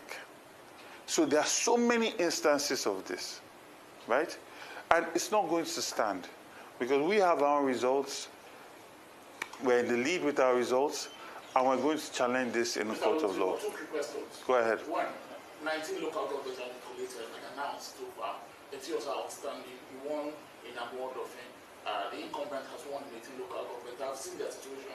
They are jubilating already. The next call would be for you to make the call. If you do not make the call, you will issue with a certificate of return. Are you rejecting the results? I completely condemn the entirety of this election in every clear term. This was a sham of an election. It was a compromise. It was an illegality that has not been perpetrated in Lagos since I've been born. This was an election where entire agents of a party were chased away from their polling units. This was an election where people were standing, and if you came to vote and you were not Labour Party, they were beating you. I have had to pay the bill for over 12 people. One was in concussion, he just woke up today. One's leg is completely broken, he has to go into surgery. And I've been doing this entire morning. I cannot even transfer money again because I'm done transferring just on hospital bills. So I condemn this. I will never call Babajide Sanwoolu to congratulate him for this shambolic, this sham of an election, this violence that's literally setting a precedent for war in the next election, because nobody is going to come into elections believing that they will discuss ideas and issues anymore. Because what is it about? It's about who is the most violent. Second question, you said the police was complicit. Igbophobia, who had the commissioner in Lagos, said every situation they responded to, and the entire security scenario did not prevent voting. They did not prevent voting. Did not prevent voting. That's what he said. That is a big lie. It is a big lie. I thank the army. I thank the DSS. I thank the Navy. I thank the neighborhood watch that came. If these people did not get involved, what you see, what all the videos you have seen will be child's play compared to what the reality would have been. In Ikorodu, people died. In Apapa, someone died. In Sanwoolu, someone died. So how are you saying that people will be aware that a person has been killed and they will come out and vote? In Nigeria, people were sitting down in their house because they were literally threatening them that if they come out, they will kill them. And they were following people and going to their houses. After you vote, they will follow you to your houses to go and threaten to harm your family. This Lagos deserves so much more. Look at Oyo State. Seyi Makinde won. People are jubilating. He did not have to use any violence. You don't have to use any intimidation. When you serve your people will return you to office. We should not be seeing videos of so much violence statewide. And you're saying that you're dancing and celebrating you won an election. You plan to govern these same people? Even Yoruba people were being assaulted because they apparently looked Igbo. This is what Lagos has become under the APC government. So this cannot carry on. And I call on every well-meaning Lagosian and Nigerian, we must stand against this. Because, see, there's a saying that when they came for the Jews, you kept quiet. They came for the Muslims, you kept quiet. Eventually, when they come for you, everybody will be quiet. So we must stand against all of this because real lives are at stake here. Real businesses, people's live streams are at stake. And we are going to do our part. make sure we collate all the data, go to court to fight for the people's mandate, but the people themselves must stand up against this ethnic violent tribalism that the APC government is trying to normalize in our state, because this has started all the way from NSAS, where they made us to believe that violence did not happen till today now. And then you have the Commissioner of Police saying this is a free and fair election. So are you saying that your team has its own records of these results? Yes, we have collated all the results as much as we could, because there are places where they chased all our agents out. There are places where they burnt results in Ojo. Several places where we're calling for cancellation of those results and a rerun. There are places where our ballots were thrown into the gutter. We dried those ballots. We counted it. We've kept records. So essentially, are you going to call for cancellation of we are calling for several cancellations where violence was the order of the day, because elections did not happen there. And the international community is watching, and they also know that elections did not happen in these places. So you cannot create so much violence against Lagosians, write results, and we should celebrate that election happened. Elections did not happen in Lagos State. So we should expect to see you at the election petition tribunal? Certainly. Sorry, Gbadebo. You are welcome to the party where injustice shall reign. You know, in their anthem, they say, where peace and justice shall reign, whatever. In Nigeria, the song or the anthem is a place where injustice shall reign. And election will resolve that. The police in Nigeria said the election was the freest election, freest and the fairest. Amechi said his friend said he shouldn't say anything. So Komila said that Amechi is possibly the member of the cabal that if Tinubu said try to stop him. But Amechi is now saying that whatever you see, just take it. You people, you Nigerians love to complain. If you don't stone us, he said if you don't stone them, they will go back and do more and deal with you more. And that's exactly what you just signed up for. I met you, but it was also like their top boy, you know. It was their poster boy in 2015. Buhari promised to hand over to him. He came second after Kolu in that their presidential primaries. Today, he's now turning to a philosopher. They don't pay him back with the same coin that they have been dealing themselves. But in that situation, he has an advisor. Well, you have to stone them. Maybe not directly. For Christ's sake, even if I was in the government, I was Minister for Transport. Assess me by what I did as Minister for Transport. I couldn't have been part of the process that would have appointed Mamooh. I opposed that appointment because of capacity. We had written to INEC. The INEC staff in Rivers State are paid every month from resident electoral commissioner. Down salaries every month. And we wrote, and INEC did not deny that. So what else do you want me to do? The laws are there. Those to enforce the laws are the police. And if they are not enforcing the laws, what do you want me to do? Run to the front of the train and die? In fact, people I'm wondering why I actually spoke. Because I've actually given up. Because I've given up. So the election, the free and fair election. Come on, move!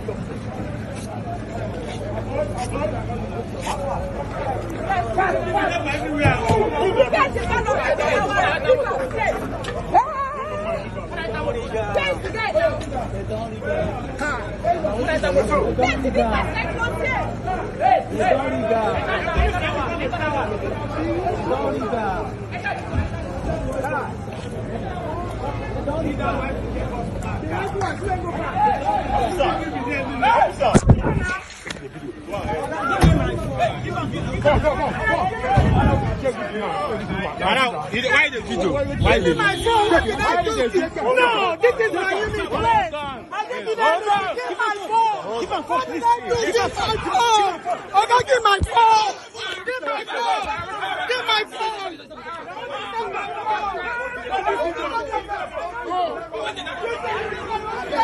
Elon Musk is talking about constricting the journey from London to New York to 31 minutes. But unfortunately, the topical issue in Nigeria is restructuring. Restructuring my foot.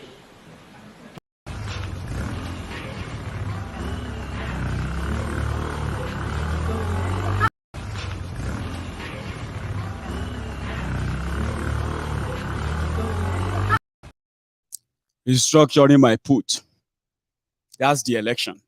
You want to see more? I think I have another one here. Let's see. I think it's. Have you seen where a man of God? I think it's this. Let's see. Police are accomplices in rigging the election. INEC officials has refused to upload the results. The police have come to take them away. This is polling 28 at the Gbadebo. Police are in connivance with INEC. They are connivance with INEC to circumvent the results of the election. This is what they're going to do. They refuse to do. This is not democracy. Police are in connivance with INEC officials to rig election here.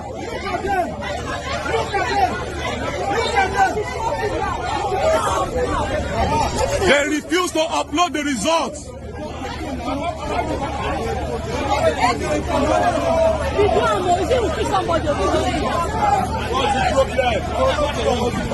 They refuse to upload the results.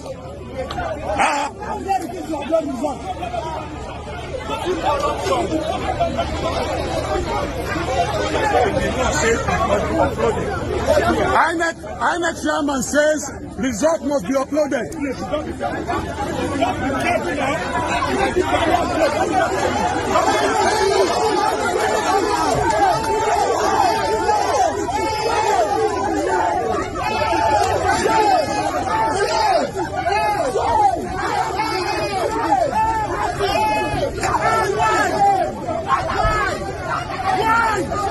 Police people are in connivance with INEC officials to circumvent the result of the election at polling 28 in Gbadebo. They refuse to upload the result according to INEC officials. See them. See their face. See them. All of them will see now.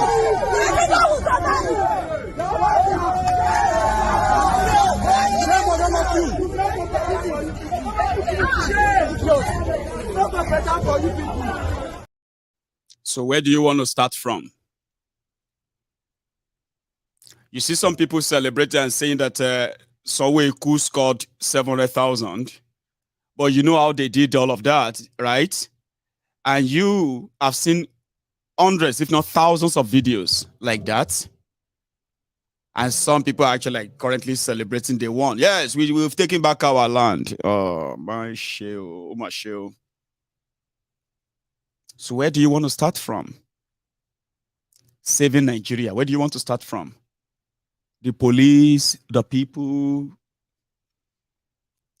Where do you want to start from? Police is helping the criminals to rig elections. Only for police to be living in poverty themselves.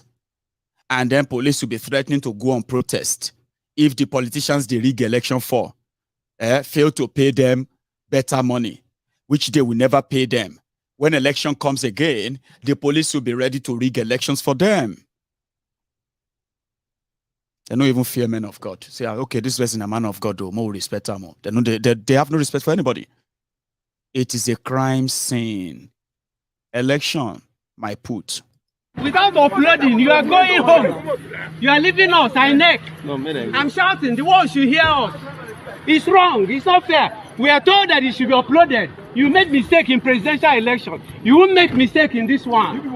We are seeing the mistake. You captured us. It was loaded. They have not uploaded. Then to upload the result, you cannot upload it. It's wrong. It's fair. It's unfair. Completely unfair. And you are going with party agents. Huh? You are going with party agents. It's wrong. This country God will come down from heaven and judge evil in this country. He will come down and judge it. You can't stay. You can stay up till 5 o'clock to make sure you upload it. They are pulling you away. Go! Police, follow them and go. Record me. Let the world hear my voice. Send it anywhere you like. All of you, go. This is evil. Rubbish. This is bad. Absolutely unacceptable. You see the evil you are perpetrating. Unacceptable. No, now evil can't make that.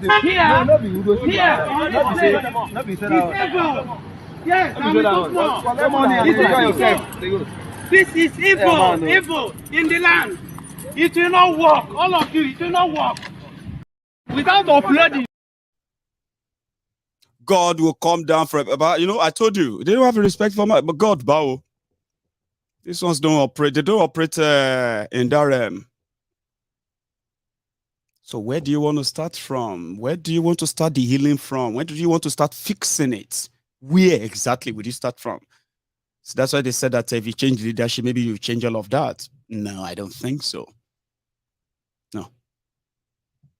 Elections, so. You don't what mistake is this? APC 79. How is this possible?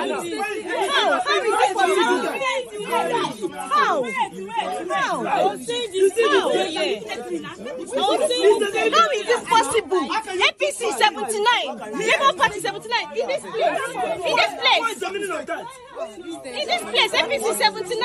See, you're going violent. In this particular place. APC 79.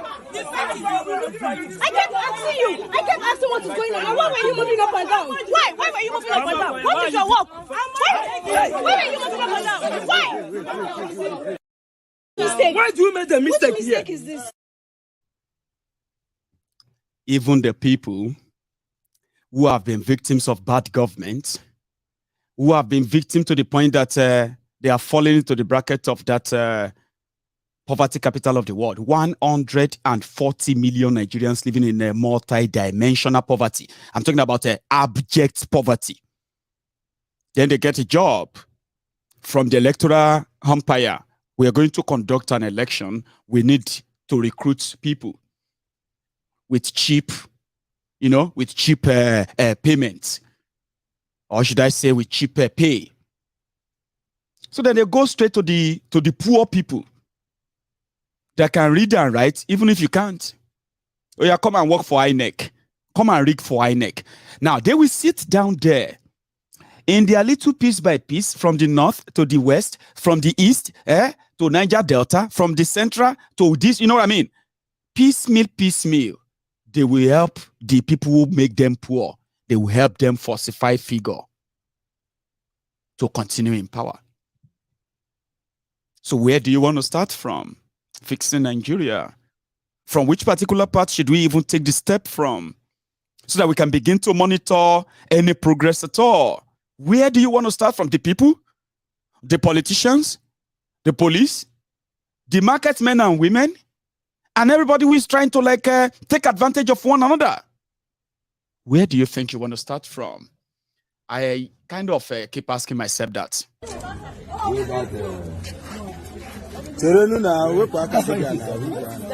Look at it. Open it. Video. Put video.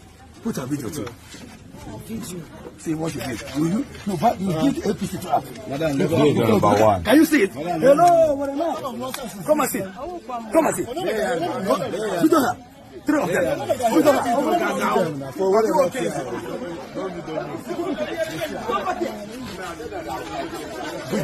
at it.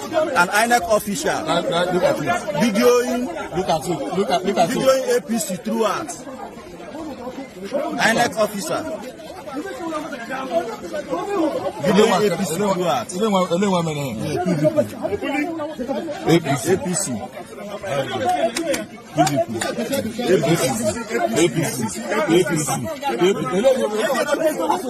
INEC officers. Look at the INEC officers. Look at them. Three of them. The three of them. These are the officers that are involved in those videoing APC, testing APC throughout. APC riggers. APC riggers. Hold it. Come on.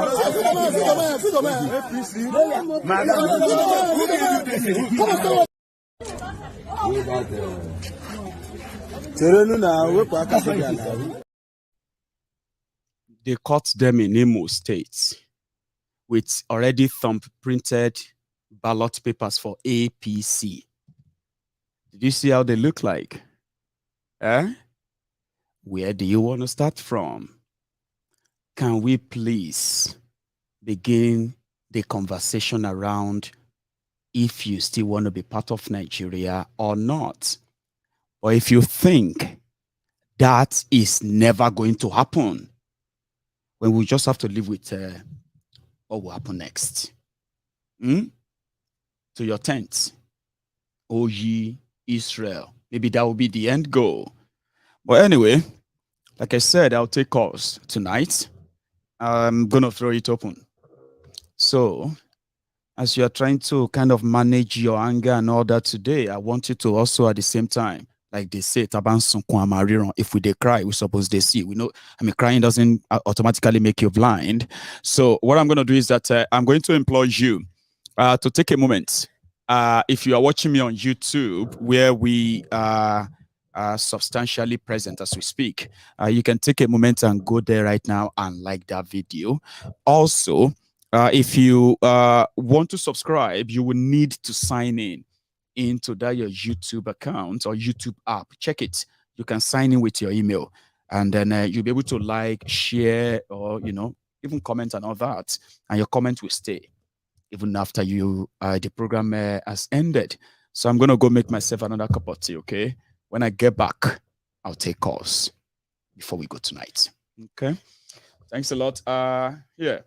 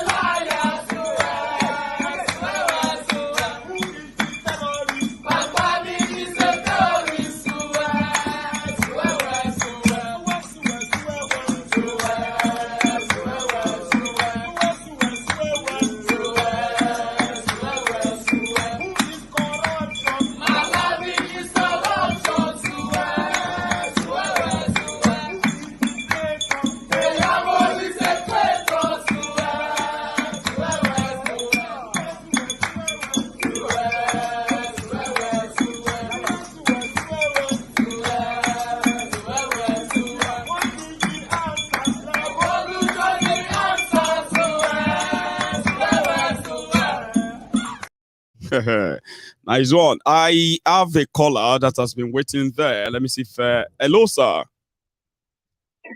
Good evening, Mayegul. Good evening to you. How are you?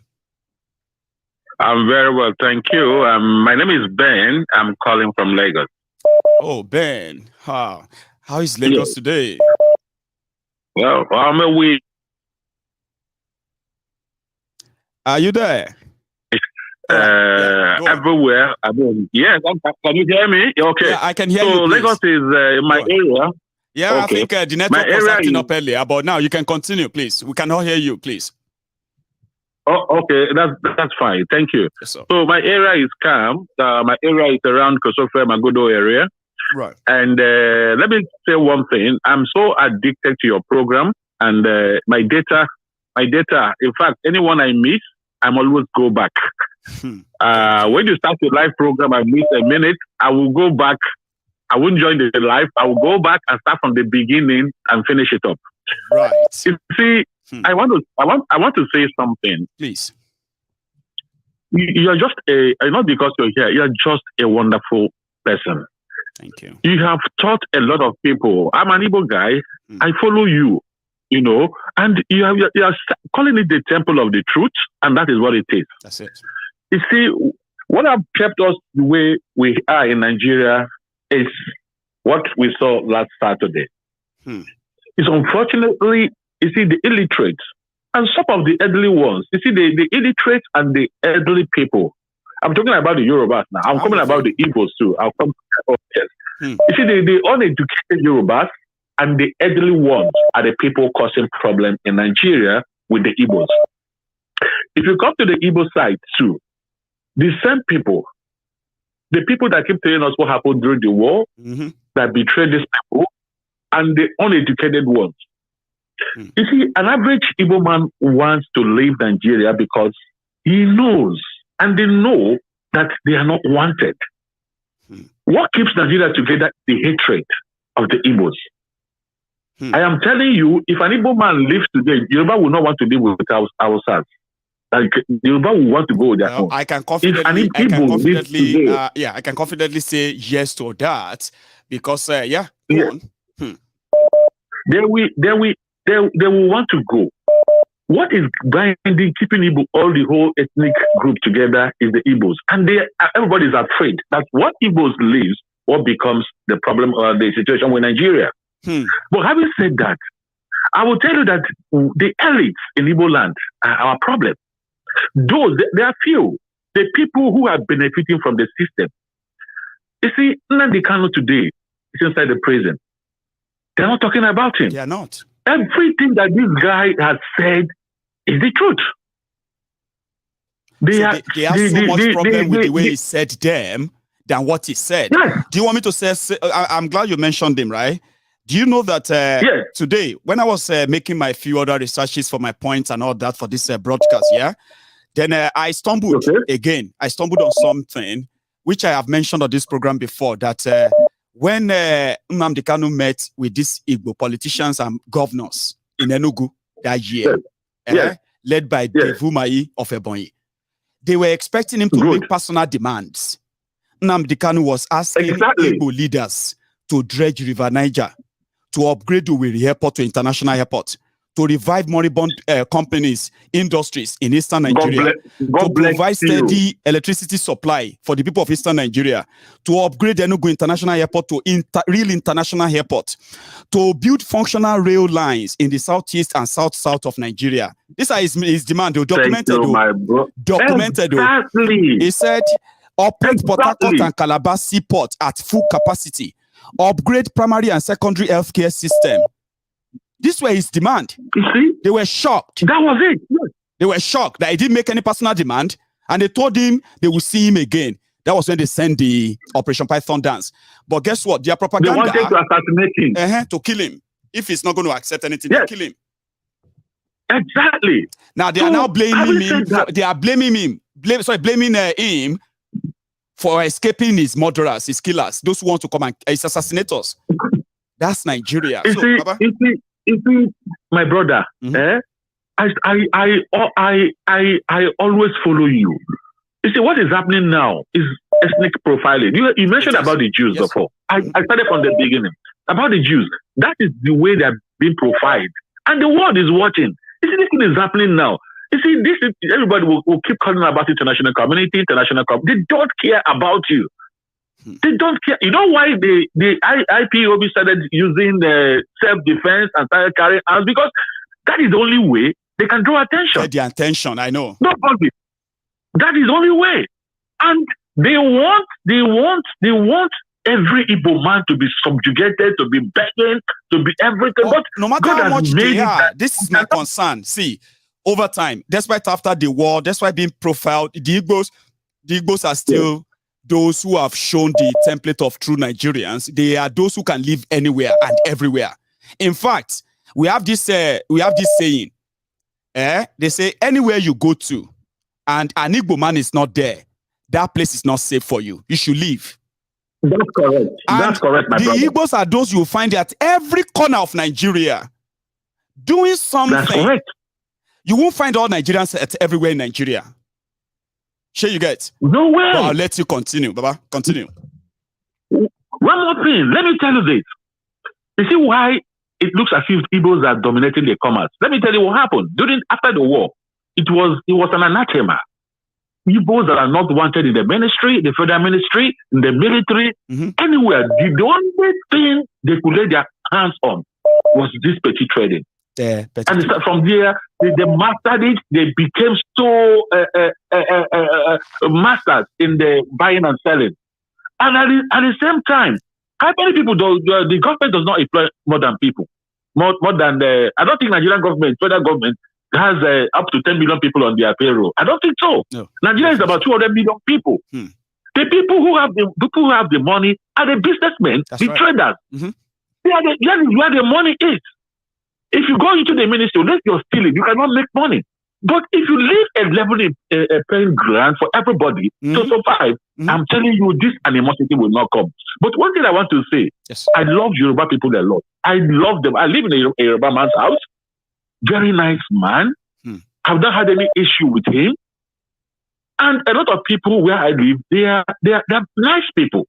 The corruption of this mind is at the politicians. The politicians have made it look as if the Igbos and the Yorubas have problems. But unfortunately, it's working because of the illiterates among them. These are the people that are doing this. But what I would say to this, my Igbo people should always start thinking home, like you advised. It's not, there's nothing bad in that. Okay. Be the new Jew. It may take you a journey of 10, 20, 50 years. Start now. So that you can look back and say, oh, thank God we did. Because the future, your future in Nigeria, no matter how much you bend and bend and bend, they will still say, we can't trust you. They say it openly. It is the fact. Finally. Yes, sir. Finally, I will say this to my Igbo people. You see, you don't just get intimidated. If not for the fact that Lagos was people, you don't see a lot of people in Ekiti state like that, like you saw in Lagos. You don't see a lot of people in Igbos in Osun state. Yes. Like you have in Lagos was the former capital of Nigeria. And that was the attraction, the seaport, everything. I'm telling you, that you see, the Nigerian system was programmed to make sure they subjugate the Igbos. Absolutely. And my problem is our neighbors. My problem is our neighbors that don't know that they are the target. You said Igbo man is your problem, the oil. Somebody that you speak in the same language with. You say with an Igbo man, they want the oil. An Hausa man will tell you a Fulani man from Niger is his brother. A Fulani man from this thing is his brother. A Fulani man from anywhere. They are just Fulani that is his brother. They can make somebody from Niger a president of Nigeria because he's a Fulani man. But the same people will come to your village, come to in the eastern part of the country and tell you, man, Igbos are not your brothers, though. They are not your brothers. Rivers man, Ikwere man like Wike, you're not Igbo, I'm not Igbo. And they are happy. Meanwhile, the people who are telling you this, you don't have an oil block. They are taking the oil block from your place to this place. How foolish are we? How did these Fulanis manage to do this? Greed, they have divided this division now. Ben, thank you so much. Let me take another call. Please. Yes, I do appreciate this. And Magodo, you mentioned, right? I've got one of my very good uncles house there that I helped him build when I was in Nigeria, right? But yeah, really? So one of these days we could probably be neighbors. That's why we don't want them to poison the heart of our people to the point that they turn them to kill us. That will be pointing at their neighbors and say, see, Ben, that's Ben. Ben lives in the house with his wife and his children. Now, let us go there. Go there. Igbo man is living there. Go and kill him. Before we get to that, can we please sit down and have a conversation about whether we still want to be Nigeria or not? Ben. Thank you, my brother. I appreciate it. This is my first time anyway. I'm so lucky to have gotten you today. I'm so lucky to hear from you too, Baba. Nice one, eh? Thank you. So I have another person on the line here. Hello.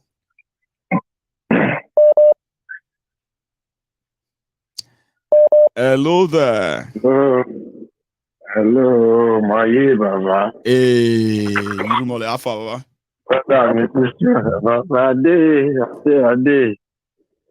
How you doing, Baba? How madam and my children? Yeah, very, very well. I used to how you okay? Yeah, Baba. Baba. Okay, yeah. We thank God for the Father. I beg before I start the talk, I beg, Baba, you try the rest. When I do work, I'm going to try. I may take a break tomorrow. Yeah, I may take a break tomorrow, but a lot of people won't really be happy that you made me say that. I know.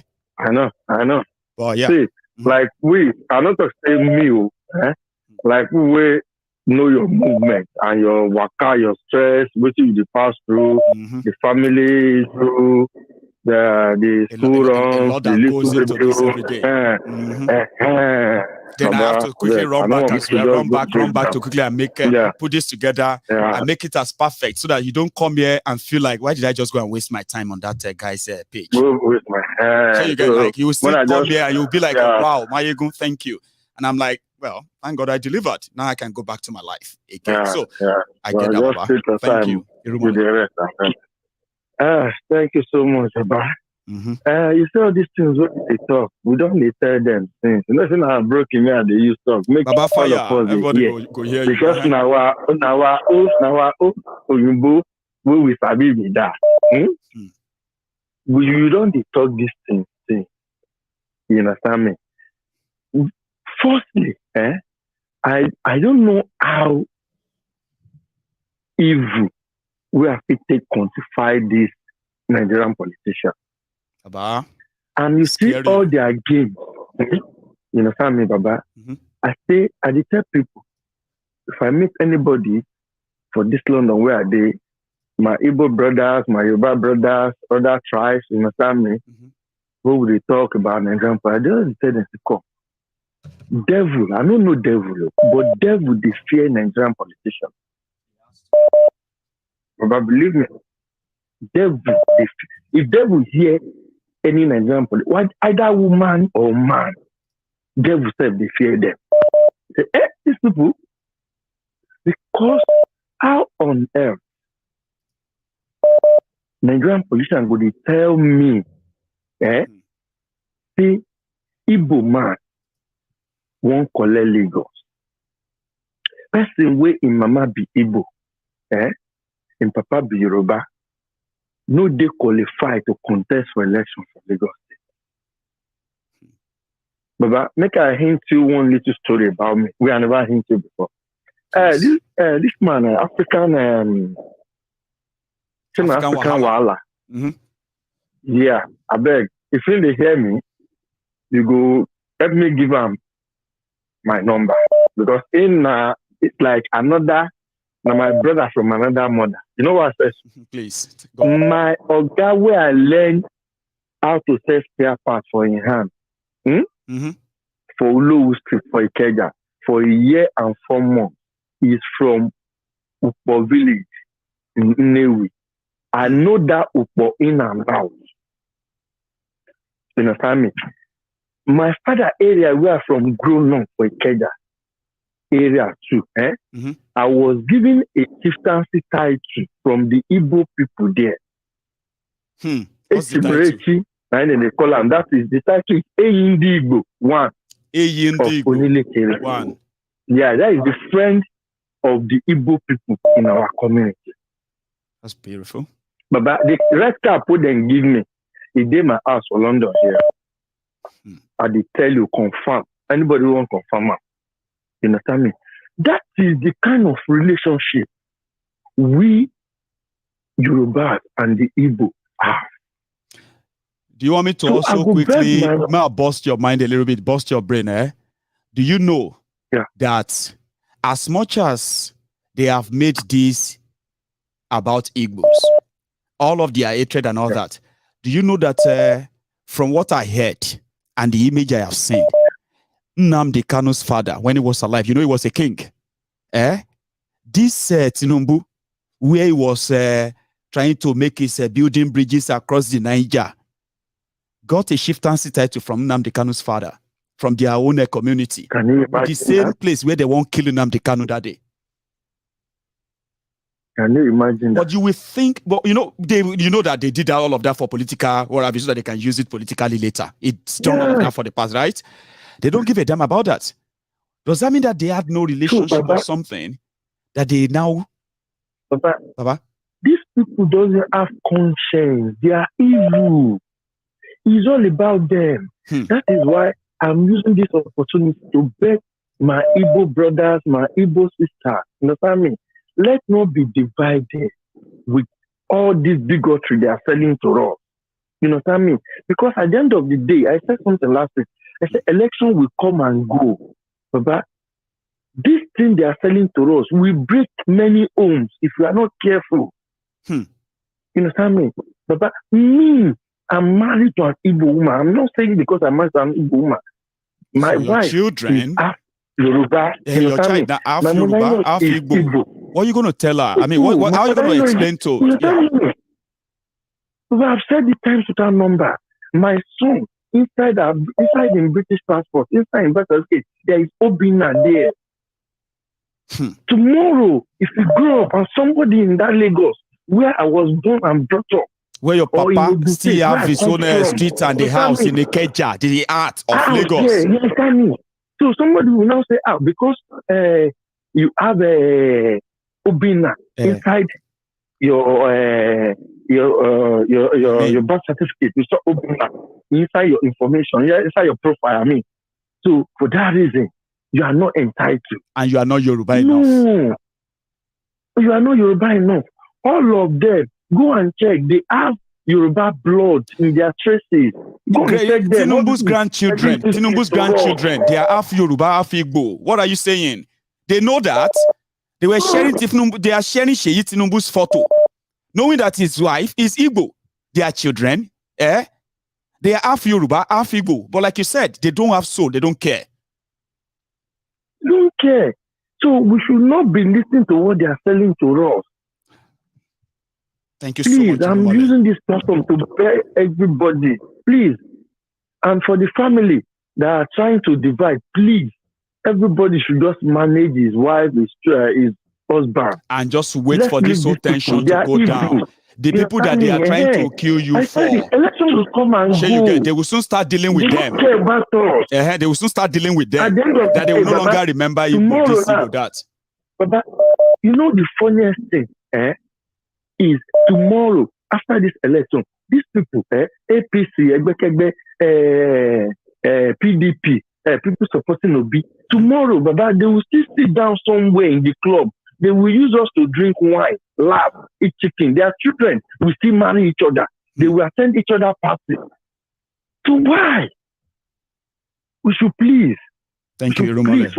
I'll take another one, so that we can manage. That is my little message. It's such a pleasure. And in fact, sharing your story makes it even more interesting, because that means you can put yourself in that picture, and everybody listening to us right now, they can understand where people are coming from.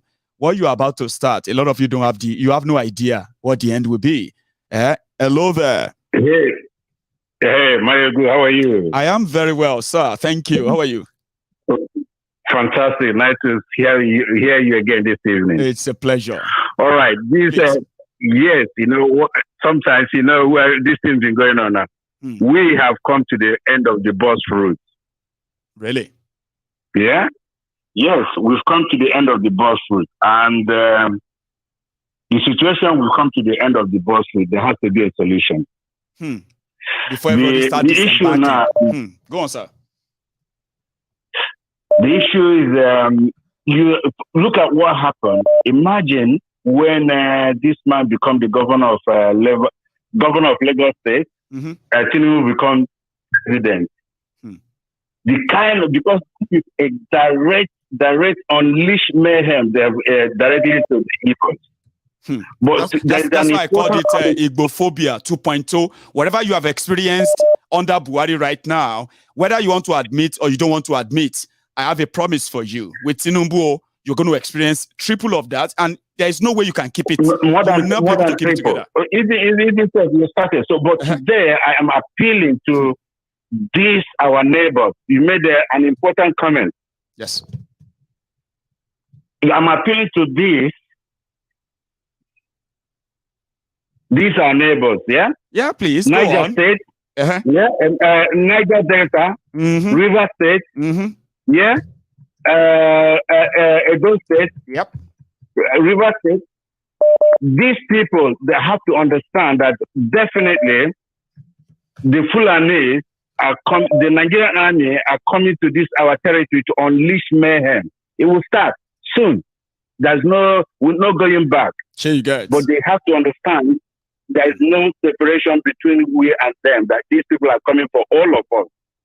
I mean, one woman said, she said, they know her as Edo woman. They call her Mama Edo.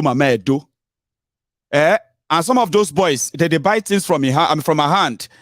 And they call her Mama Bini. But yesterday, they called her Igbo. They told her, you this Igbo people, get out of here. We don't want any Igbo here. Edo woman, no, we they know. Say Bini Edo. They say she's Igbo. Get out of here. Yes. We don't want it. Go back to Anambra. Go back to Abia. We don't want you here. And she was so shocked that she was like, I don't even understand the Lagos I am anymore. Okay, the reason I'm telling you this, that when it comes to Nigerian army, because what they're going to use to unleash on us is Nigerian army. When it comes to Nigerian army, the Fulanis are not using the real fighting force. This is the honest truth. During the Civil War, from 67 to 70, the real people who fought against the Igbos, the army that fought against the Igbos were the TVs, the Galas, the Middle Beltans, the Plateau State. These were the majority of the fighting force that fought the Igbos. And today, these people have even suffered in the hands of the Fulanis. They've even suffered much in the hands of the Fulanis than the Igbos. So the Fulanis, if this state, I'm telling you now, that the Niger Delta, the River State, the Edo State, the Ebonyi State, the Enugu State, if these people realize that this Biafra is not a Biafran, it's not for the Igbos, it's a cause, the Biafran is not a cause for the Igbos. If these people realize now that, well, you sabotage during the Civil War and the Igbos. The Igbos alone was only Delta, only Anambra, Imo State, Enugu State, and they took Nigeria, the whole of Nigeria for 3 years. And the reason we were defeated in that war was because of starvation. And now we live in a modern society. Arms can come from everywhere. Let me tell you, we know now, we Igbos now, unfortunately, we know now that it's an inevitable war we're going for. Definitely. Don't make no mistake about that. We're not bullshitting each other. It's coming soon. It might not even, it could be a couple of months, it could be a year. We are prepared for it. It's unfortunate that Yoruba. That's why we are appealing that if everybody has shown this much prejudices against one another, can we peacefully have this chat and live peacefully, or else but we will have to you said. Go on. But what you have to realize that the Fulani man is very stubborn, and he doesn't understand peace, like you said. He understands something else. I know. They are very stubborn, and there's no amount of their mindset. If you like, train them as a professor. Their mindset will never change. Yeah, so they will never change their mindset. Why do we want to stay together then? Save these lives, break it up, brother. Sir, let me take another one, sir. Okay, I do appreciate this, and then let's take it bit by bit here and there. I have another person on the line too. Hello there. Hello, sir. This is the African Wahala speaking. Hey, African Wahala. Somebody just mentioned you. Yes. Not long ago. Irumale. So, Baba, how are you? Yes, I'm fine, my bro. I sent you the link to remove that riffraff, that thug, MC Oluero from the US. Whenever he goes there to feel comfortable, he doesn't deserve it. So I sent it to the DM. If you can, please post it in the comment section of YouTube and Facebook so that it is clickable. People can get to see it and use because them, right? I'm not a... So who put that up? Is that your petition? Did you put that up? Or you came across Yes, I created it about 30 minutes ago during the show. Right. So what I'm going to do then is that I am going to put it up now. I've seen people asking for the link. So if you are watching on YouTube, here is the link. So African Wahala is there now. Yes. Please. I created the link. Yes. Thank you so much, my brother. You're so welcome, Baba. Appreciate you. So I'll take another one, and then here we go. Hello there. Hello, sir. The general. Yes, sir. Obalayemi. It's your guy, Romeo. Hey, I did. Romeo. How dear, Baba. Again, how lucky I have been. Again, twice in a day. I'm the lucky one. Twice in a row. Yesterday and today. No, I'm glad that you thank God. Baba, how are you? Oh yes. We thank God. You know, I don't even know where to start from, but should I say I'm happy and I'm not happy at the same time? It's confusing, but I will explain the two sides of my coin. Now, the reason why I'm not happy is because I keep asking myself, are they not tired of this? I saw one of the videos you put up there now. Look at that poor wretched girl. Look at how she looks. Like someone that has not eaten since morning. You are still verifying these people that are making you suffer. It's a big one. You know, that's just a big question. That's the first side of my coin. Now, the second side of my coin, what is making me happy is that the game has just begun. Nigeria has been set up for a split. Nobody should even agitate for a split anymore. It's going to just happen solely Lomashele because they have finished everything now. I will put in my mind what I am thinking right now is this will probably be the last election in Nigeria that Nigeria will see. Because I said it yesterday. I said they have set themselves up for a split. Putting Tinubu in there. Look at how they are rigging the elections. Igbos are not happy with Yorubas. Yorubas are not happy with Igbos. The Hausas are watching. Not happy with themselves. You know, they have designed the way they've messed it up so much. Is going to split by itself. You see, there's no how you mix red oil and ordinary water and that you separate in it and blend them together. Just let it settle. You know, my fear is they shouldn't get it to a stage where we will now start killing ourselves. Oh, we'll start that saying, is just my fear. We'll start pointing at ourselves and say that one. It's Afigwe, that one. Kill him.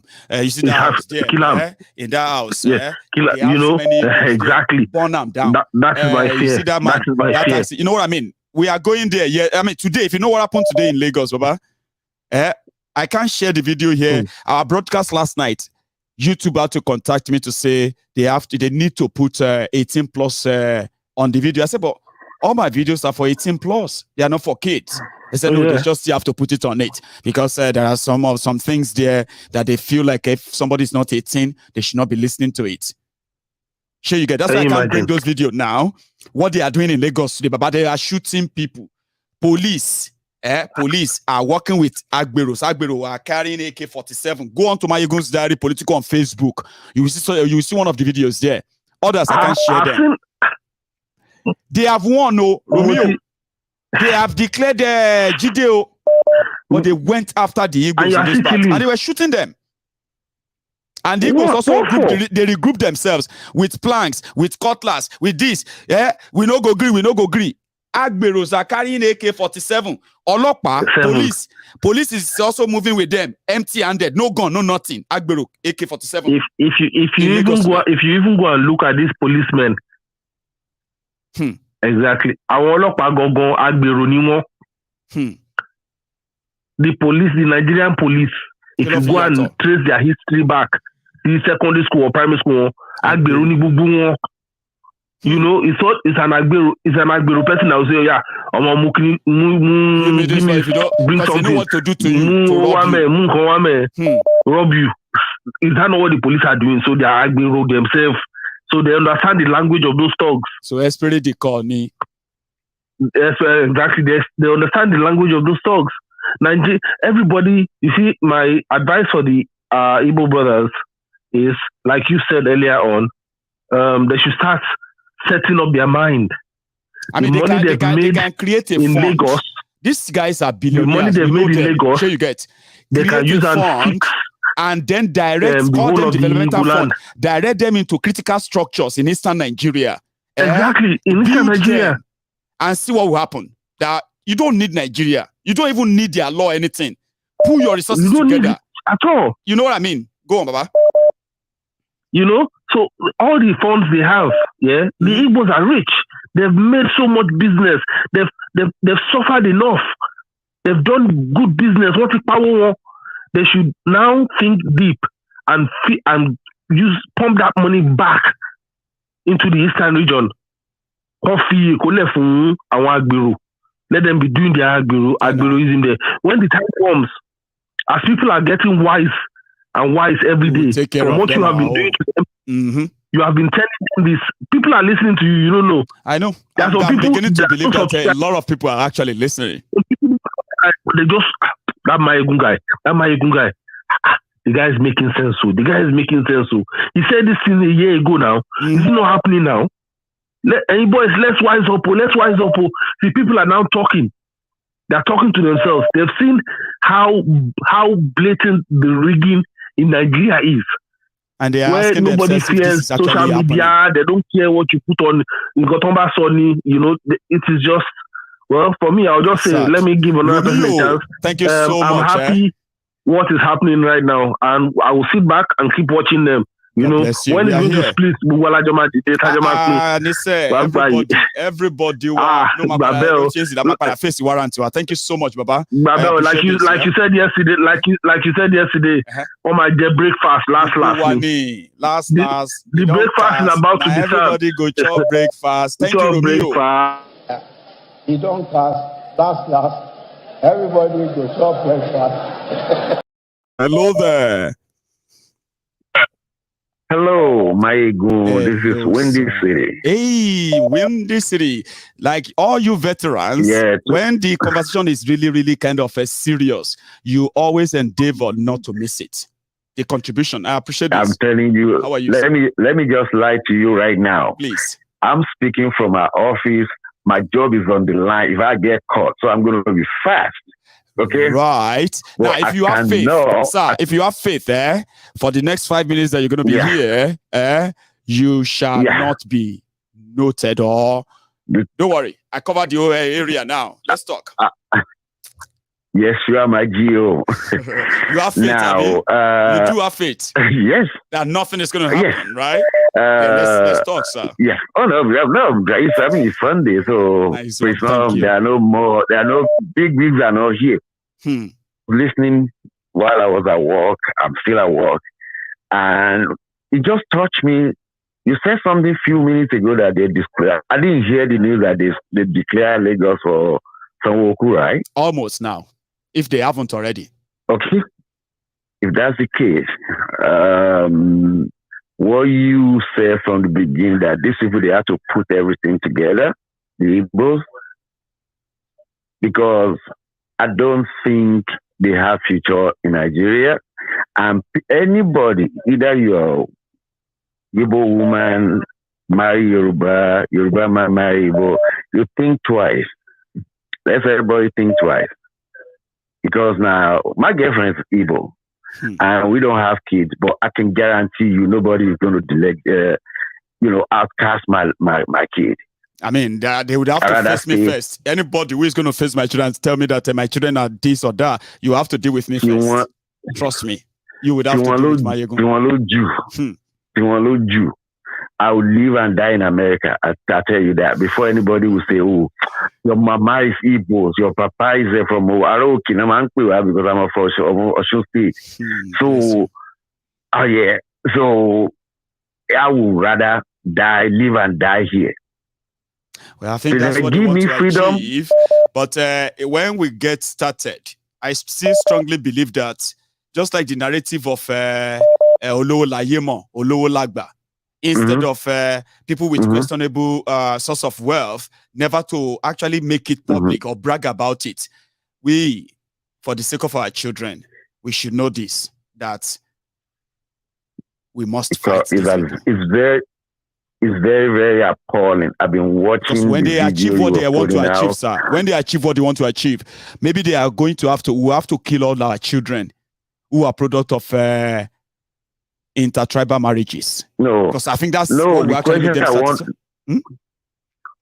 The question I want you to ask those Lagosians, after they finish selling all the land, are they going to sell the sky?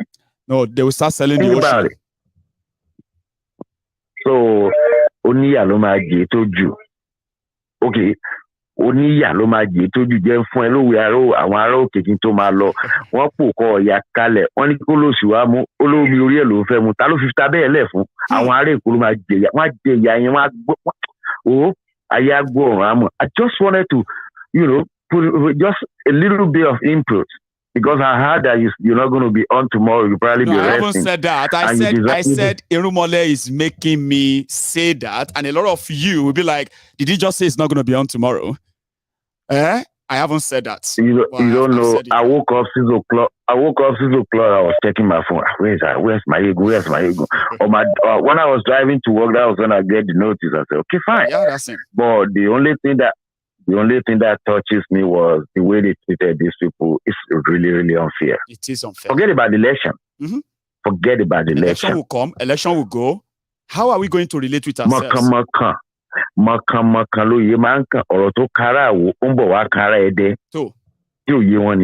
Windy City. When they finish dealing with the Igbos, they defend on Yoruba. That's right. And they start with Yoruba that married to Igbo, Igbo that married to Yoruba. When they finish with that, then they defend with Araoke.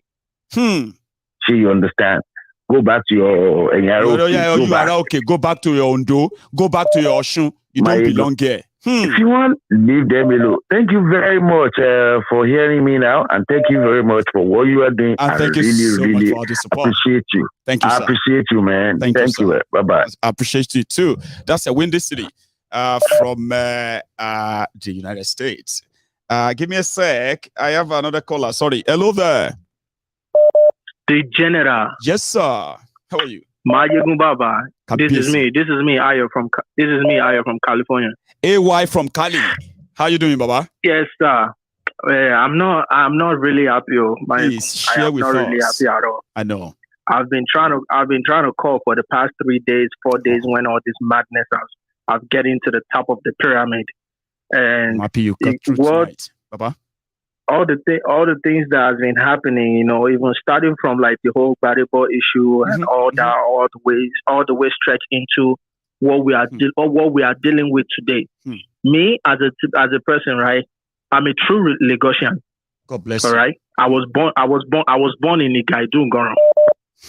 One thing I want a lot of people to understand is that the problem that is going on right now with the Yorubas, it's not just like with the Yorubas alone or Yorubas attacking the Igbos. The true sons and daughters of Yorubas will never for one day get up and attack the Igbos for anything. Never. I want everybody to differentiate what is going on at the moment in that Nigeria, this moment as we speak, that it is APC and APC thug attacking the Igbos. Not the Yorubas, because inside this APC thug, we have Yorubas in them. We have the Edos in there. We have Igbos in this APC thug, and we also have Hausas in that same APC thug. Coordinated all this attack. Coordinated attacking the Igbos. Yorubas will never attack the Igbos. Since when I was a baby till I grew up, all my friends in Lagos, when I was born in Mercy Hospital. Then at the age of like, at the age of 6, that famous Omotidapo, Mercy, that popular Mercy Hospital, Children Hospital. Yes, at the age of 6, 7 years old, we moved away from the island and we moved to the mainland. I was living in Iwaya. All my friends in Iwaya, around Saboyaba area, all my friends in Iwaya, everybody that I went to school with, my primary school years, all the way to the beginning of my secondary school years, are all Igbos and some Yorubas. Our tenants that live with us in my father's house in Iwaya, all our tenants are all Igbos. We never for one day have any issue. Christmas time come, all of us go to their house on Christmas Day on the 25th of December. We dress up in our finest clothes.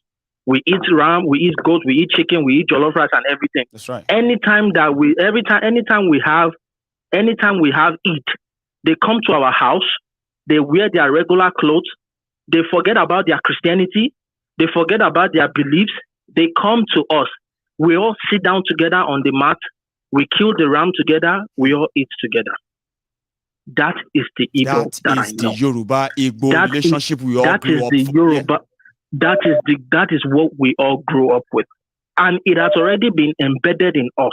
Yes. So we don't see Igbos as enemy. At all. We've seen them as the people that we love. That is why this intermarriage was so big between us, the Yorubas, and the Igbos. That's right.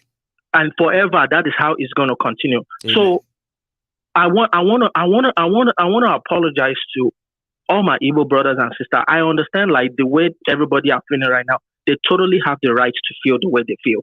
Because people have turned their back on innocent people. And we as the Yorubas, we the true son of Yorubas and true daughters of Yorubas, we are not happy. We are not happy with what is going on. So anyhow the Igbos are feeling right now, they are 100% correct. They have the right to feel the way they feel.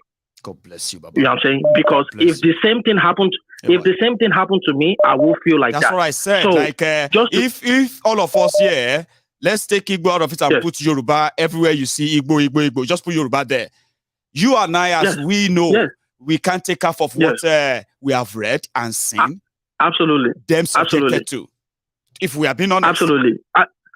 Absolutely. And for this Gbadebo issue, the thing that the reason why I've been calling for the past couple of days that I did not get through is because I wanted to talk about this Gbadebo. No, I understand. I wanted to talk about this Gbadebo issue like a little bit. You know, because according to the Yoruba tribe and culture, yes, any person a Yoruba man gets married to, even though that person is not Yoruba, automatically, according to our culture and our beliefs, that person has become a Yoruba. It becomes a Yoruba automatically right away, as family. Right away, automatically that person has become a Yoruba. So anybody that is saying that Gbadebo is like half Yoruba, half Igbo, that is the level of how much you know. Like this, a bunch of uneducated bunch of Yorubas that have no clue about their culture. And even though if somebody commands, if one particular person commands some certain group of boys to go attack some other people, how many % chances do we even know, like those boys doing the actual work of the person that command them? How many % chances do we know maybe they are Yoruba or they are Igbo or they are this? Because these are just bunch of guys.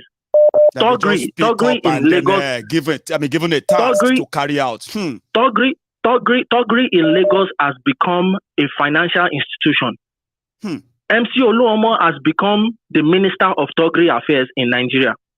The richest thug alive. The richest thug on the planet. MC Oluomo has become the Minister of Togri in Nigeria. Who made that Togri happen? Tinubu. The Godfather himself, called Tinubu. What happened in Lagos? I want my Igbo brothers and sisters to understand something today, and I want them to hold it in their left hand, not to waste it. What happened in Lagos? What happened in Lagos is this: Tinubu, APC, Sanwoolu, MC Oluomo, and every single one of them, they were so scared, and all of them are shitting in their pants because they know that the godfatherism of Tinubu is going to be exposed and is going to be taken away from them. Without the godfatherism of Tinubu, there is nobody like MC Oluomo. There is nobody like Koko Zaria. There is nobody like Sanwoolu. There is nobody like all these 50 Cent and all these criminals. Guys. There is none. There is nobody like them.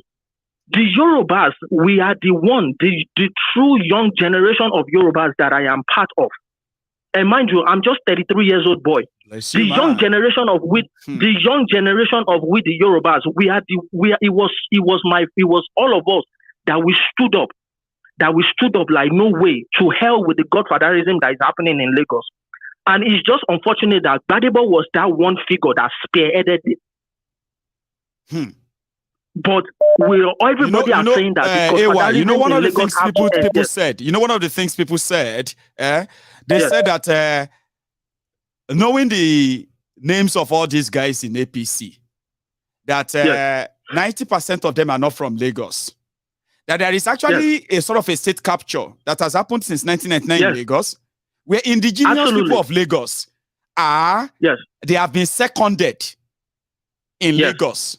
They don't come first in anything because this outsider from other part of Yorubaland who have taken over Lagos, Tinubu as one of them, if they think what they did, calling Gbadebo Chinedu, calling him Igbo, if that is the picture they painted to the rest of the world, people should understand this. The indigenous Lagosians too were intentionally brutalized, and they will make sure they never gain power. Since 1999, there is no, Lagos has not been ruled by indigenous Lagosian ever. But Amayegun, do you even want to hear one bitter truth? Please tell us. When I was young, right? You see this slogan that they always say Lagos belongs to nobody, right? This slogan has been since 1998, 1996, 1997, 1999. Which when I was growing up, I grew up to hear all that word. But you know what happened in between all the Yorubas? Anytime somebody said that, I would be like,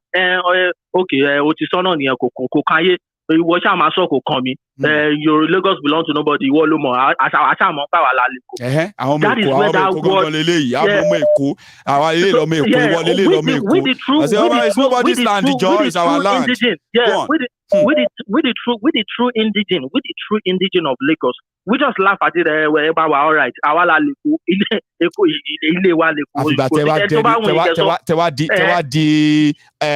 spectator in your own thing today. Exactly. So now, what had happened in Lagos was that Tinubu himself and Sanwoolu, they used that slogan that has become like a joke between the Yorubas and other tribes in Lagos. That they were like, oh, Yoruba will not. We are just saying like, oh, you go see to Mashele. The APC have now used that word. They have now turned it into a political tool. They weaponize that word. It's supposing we know when we were young, we could have looked for a way to make that issue kind of like stop it. But what do we know? All of us, we are thinking that we are so used to that word that we always think Igbos are not coming to take anything. In fact, we know they are not coming. There are so many Igbos who are homeowners in Lagos today. There are the people who facilitated. They were once tenant. The people who facilitated them for becoming homeowners in Lagos, they were Yoruba landlords. Yes, but Amayegun, we know that the Igbos are not coming to take our land. So you understand? So they weaponize it. We know that it's not going to happen. So we don't care about it because we know it's not going to happen. But the Nigerian system, right? They put this demonic song into our head that says, parents, listen to your children. We are the leaders of tomorrow. Try to pay our school fees and give us sound education. Do you know how long I've been singing? I've been singing that song since when I've been wearing Pampers.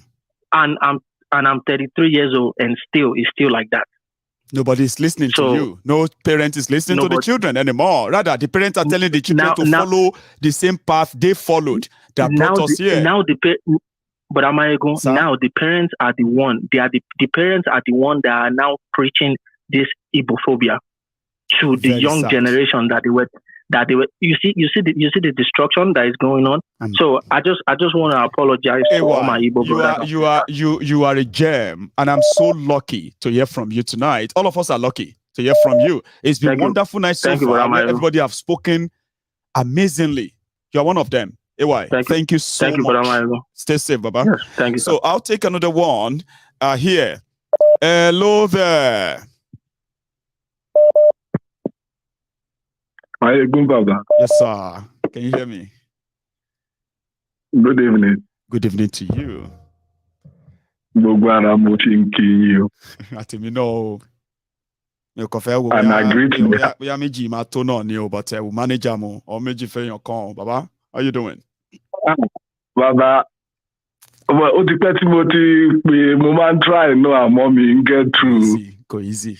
Even me, if I am the one, Baba, if I am the one on the other side, tó bá jẹ́ mi náà mo wà lọ́dọ̀ side tí mo ń pe nọ́mbà yìí, mo sure pé mi gan ní wọlé. But I'm just very happy I got through because on the issue that is very dear to me, I've never been so disillusioned in my life as regards to what is happening in Lagos State.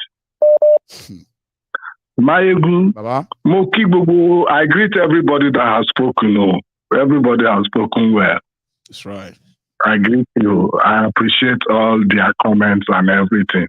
Mayegun, the last time I called you, Abu Dhabi Moa, Timoni, I was on holiday in Abu Dhabi. I remember. Yeah. Now I'm calling you from Egypt, but I'm based in Germany. Bless you, Baba.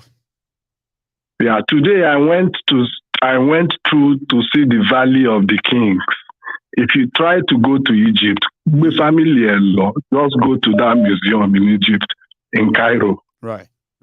Yeah, that's by the way. Mayegun ọmọ Igbo ni mi o, but I am born, bred, buttered, and plastered Lagosian. True. In and out. Ọmọ Igbo ni mi, bàbá mi Igbo, màmá mi Igbo. Number 53 Odo Street, Obalende not BMT. Yoruba man, I own our house. Now my father be the caretaker. Bàbá mi ló ń gba owó. Bàbá mi ló ń gbà yàn sí ilé tí Yoruba máa ní.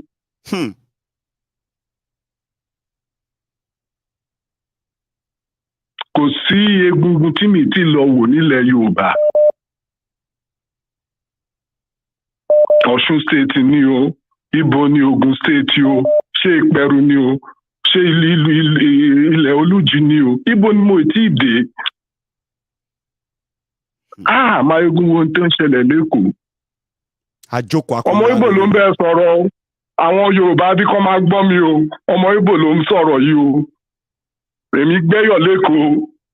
Èmi gbẹ́yọ̀ ẹtì àlùmọ̀ ṣẹ̀tì lẹ́kọ̀ọ́. Mo sì gbára ti gbẹ́rẹ́ sẹ́yìn o. Gbogbo ẹ mo ṣe o. Ìgà ìdúgọ̀ràn ibi tá a máa ń jókòó sí nìyẹn, ibi tá a máa ń ṣe fàájì nìyẹn o. Ní ẹnu ọwá gbogbo bẹ̀ yẹn. Mayegun mo understand tó ṣẹlẹ̀. You understand there's a hidden thing ni. Look at that ẹnu ọwá gbogbo bẹ̀ yẹn, gbogbo shop wọ́n tà ní. Gbogbo ilé every house tó ń wo bẹ̀ yẹn, where are you going to see? Bóyá ibi tí mo ti dàgbà ní Tafaji, Láfíàjì gbogbo bẹ̀ yẹn. They were selling it. They are saying that you should be mixing it, if possible, make it broken, right? That Yoruba all through and through. They say you are losing them. You are losing them. Okay, sorry, no. I want my brother. That's what they are saying. He's an Igbo man. Why can't he speak Igbo too? You know something? You have to start mixing them. I will sit here and I will enjoy every bit of it. Go on. That I have never been so disillusioned in my life. Kí ló ń ṣẹlẹ̀ lẹ́kọ̀ọ́? Mayegun is a very, very bad and sad development.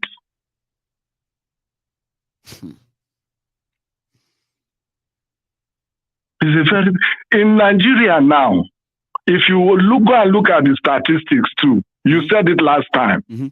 Àwọn tó fẹ́ra wọn jù ní Igbo àti Yorùbá. Kò sí rọ́mbẹ̀.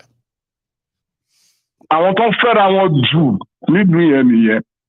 Mayegun, look at music, look at collabo. Orin yẹn sìn, wọ́n fi Igbo sí, wọ́n fi Yorùbá sí. Àwọn èèyàn ń jó, nobody know anything. In football, in everything. Then wọ́n fẹ́ wá fi politics bà gbogbo ẹ̀ jẹ́.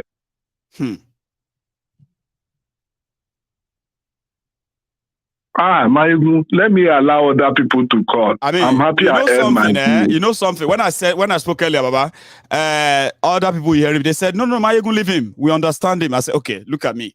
I am now put in the middle. See, majority of things you didn't say, people got the message. I am so grateful that we got through. I mean, you got through tonight. God bless you.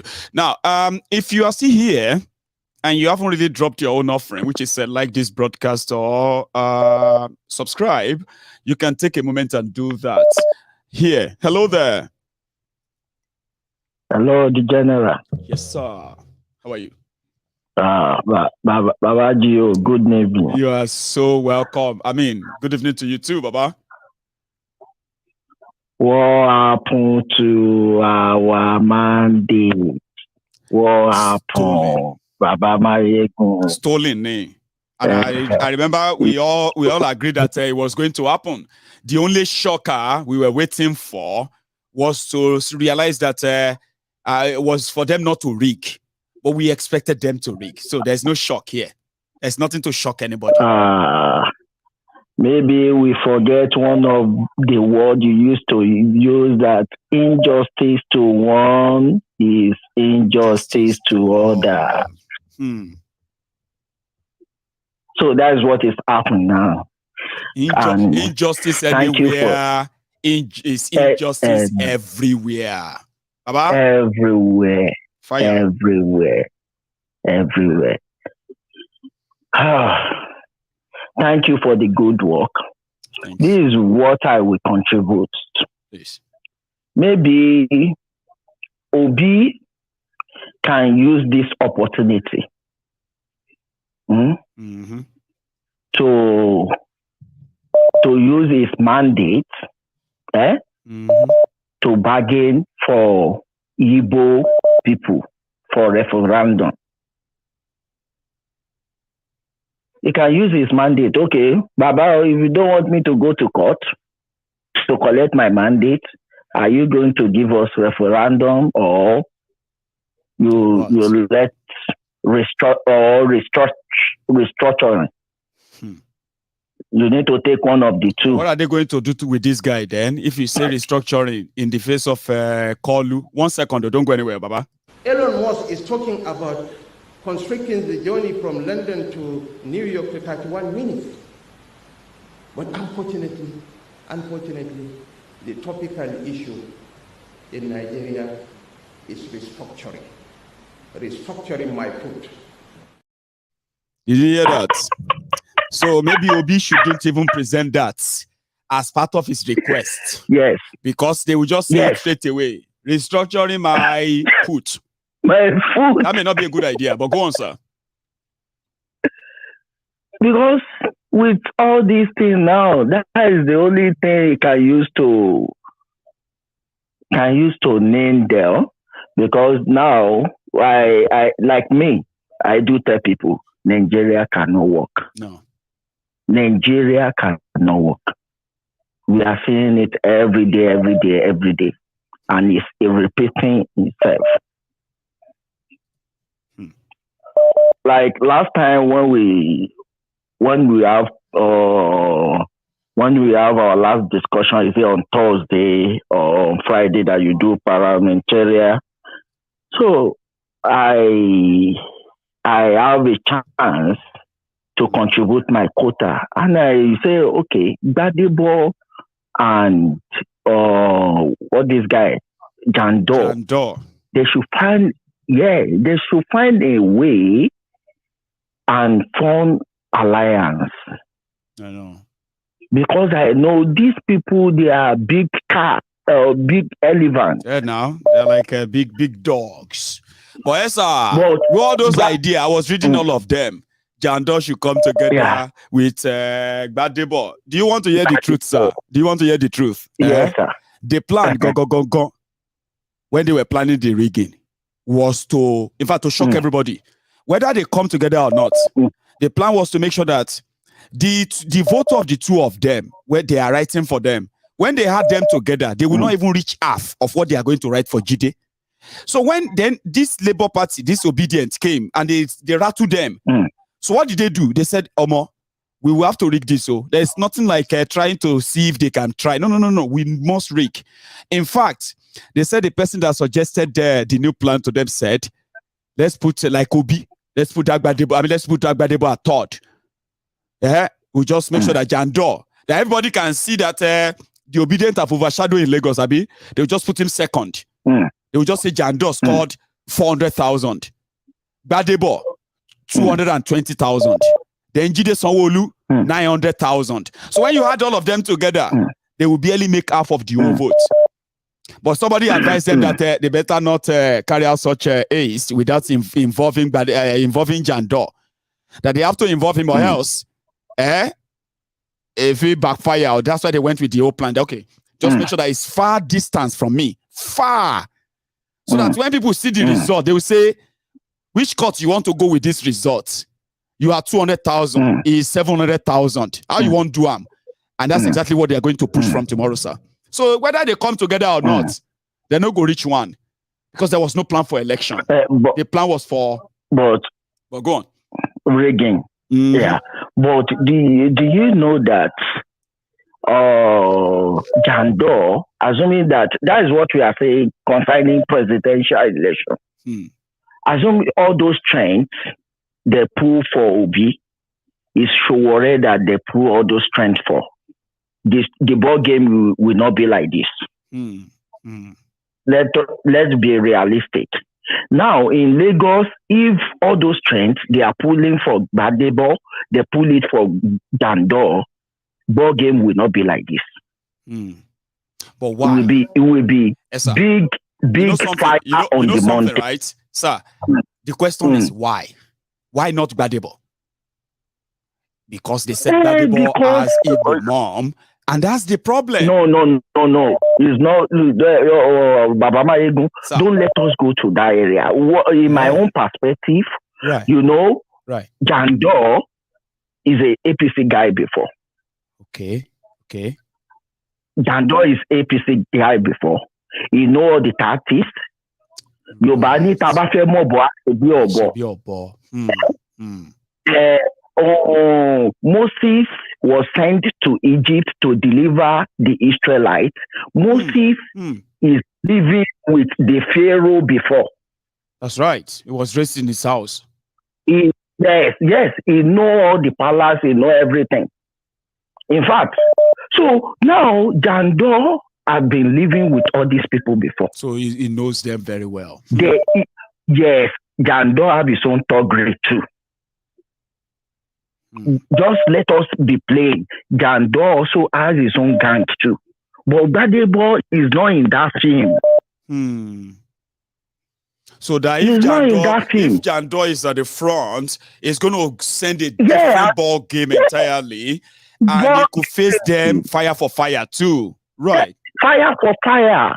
With the level of the crowd we have with Gbadebo, if they can merge with Jandor, they have his own tactics too, and his own so late now that they can't even do that anymore. It's so late because I personally am just doing permutation and combination that if these two people can come together, they will be able to defeat. Yeah, they will be able to defeat these people.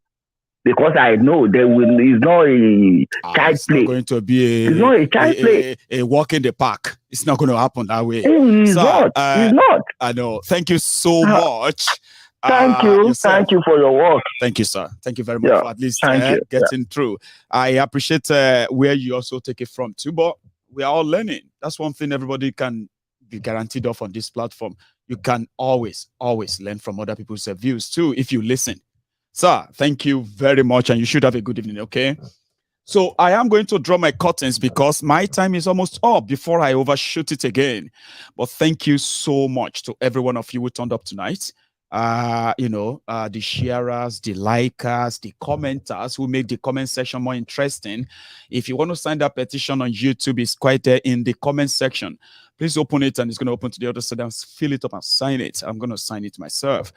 However, all of you, my new friends, my new subscribers, you are welcome, okay? Don't worry. You will get used to the room, especially if you are joining on YouTube, okay? You will get used to it. It's always very interesting. Respect other people. Say, okay, don't kind of make it look like a Facebook where people can just pick on you and just start attacking you for no reason, simply because they feel like, you know what I mean? No. On YouTube, if anybody kind of insult or start cussing some becoming nuisance, I've got people there that will be like, get rid of this person, get rid of it. Don't be that person, okay? You can disagree with everybody here. You can disagree with me. You're welcome. You can disagree with anyone respectfully, okay? But don't bring that gutter attitude, that what do you call it? That slum attitude where you think that everybody is like, shut up your mouth, go kill you, go do. No, you won't last here. Apart from that, thank you for spending your evening with me. My super chatters, you are those who always kind of make my screen colorful, right? If not, I will only have more color all night, which is this.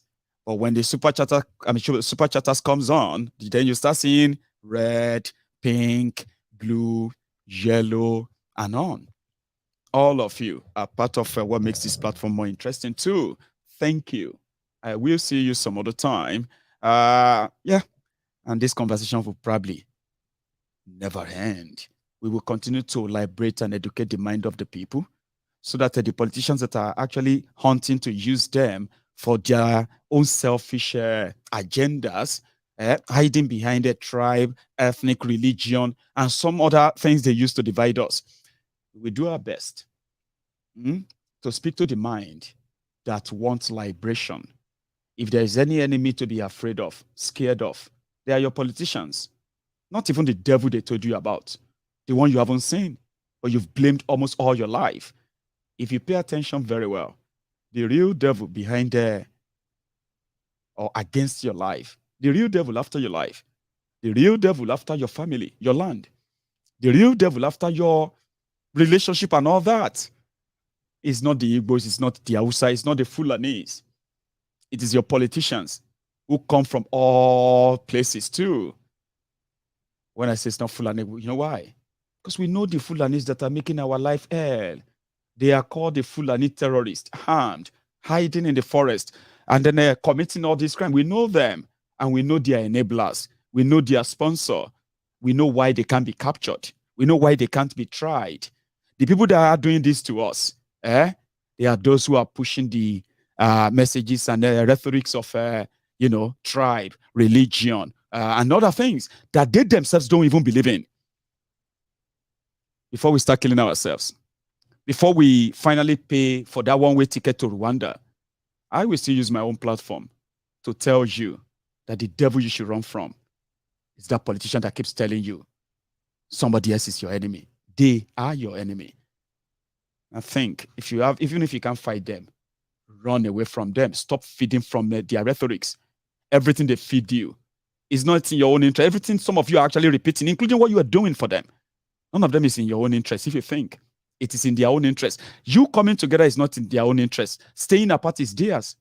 And you are helping them to achieve that simply because you hate Igbo. Not hating them is not right. Who made you so? Politicians. They are the most dangerous people. If you have anybody to run from, it will be them. And I'm going to see you next time.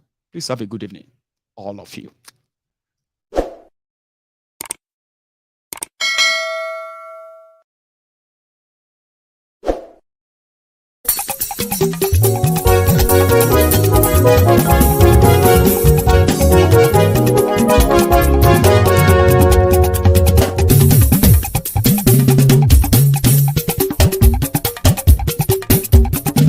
Mayegun làwa mọ̀ làmọ̀ tó dòdòdò.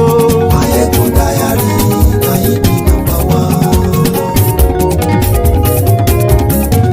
Mayegun làwa mọ̀ làmọ̀ tó dòdòdò. Mayegun dayari Mayegun number one. Mayegun ti dé o ọ̀rẹ́ ara ìlú. Mayegun dayari Mayegun number one. Lórí Facebook, lórí YouTube. Mayegun dayari Mayegun number one. Gbogbo bó ṣe ń lọ ni Mayegun já wa sí. Mayegun dayari Mayegun number one. Àṣírí ọ̀jẹ̀lú kì í bò níbẹ̀ o. Mayegun dayari Mayegun number one. ṣeré àní máyégún máa wí. Máyégún dáyàrí na ibi nọ́mbà wọn. Ó sì tún ṣeré wàá gbọ́ níbẹ̀ o. Máyégún dáyàrí na ibi nọ́mbà wọn. Máyégún dáyàrí pòlítíkò. Máyégún dáyàrí na ibi nọ́mbà wọn. Godfatherism kò sí lọ́rọ̀ máyégún. Máyégún dáyàrí na ibi nọ́mbà wọn. Ẹ farabalẹ̀ sẹ́ o kẹgọ́rọ̀ lẹ́nu. Máyégún dáyàrí na ibi nọ́mbà wọn. Àní máyégún làwa mọ̀ tó dòdòdò. Máyégún dáyàrí na ibi nọ́mbà wọn.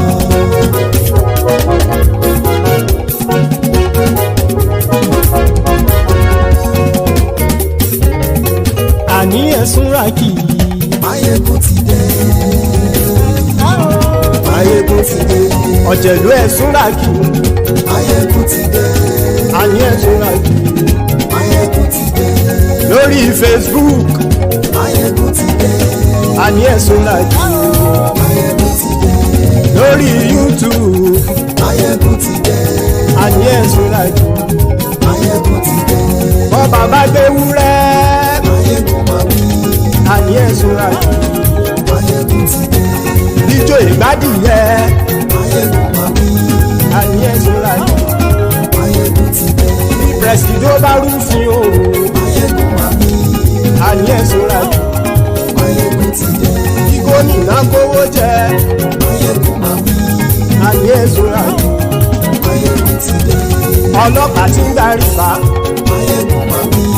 Àní ẹ̀sùn ràkì. Máyégún ti dé. Aṣòfin tí ń rúfin o. Máyégún máa wí. Àní ẹ̀sùn ràkì. Máyégún ti dé. Òpùrọ́ olóṣèlú. Máyégún máa wí. Àní ẹ̀sùn ràkì. Máyégún ti dé. Ọ̀jẹ̀lú ẹ̀sùn ràkì. Máyégún ti dé. Àní ẹ̀sùn ràkì. Máyégún ti dé.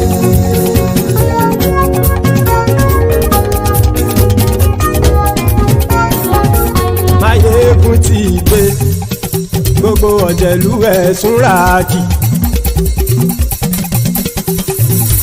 Máyégún ti dé. Gbogbo ọ̀jẹ̀lú ẹ̀sùn ràkì.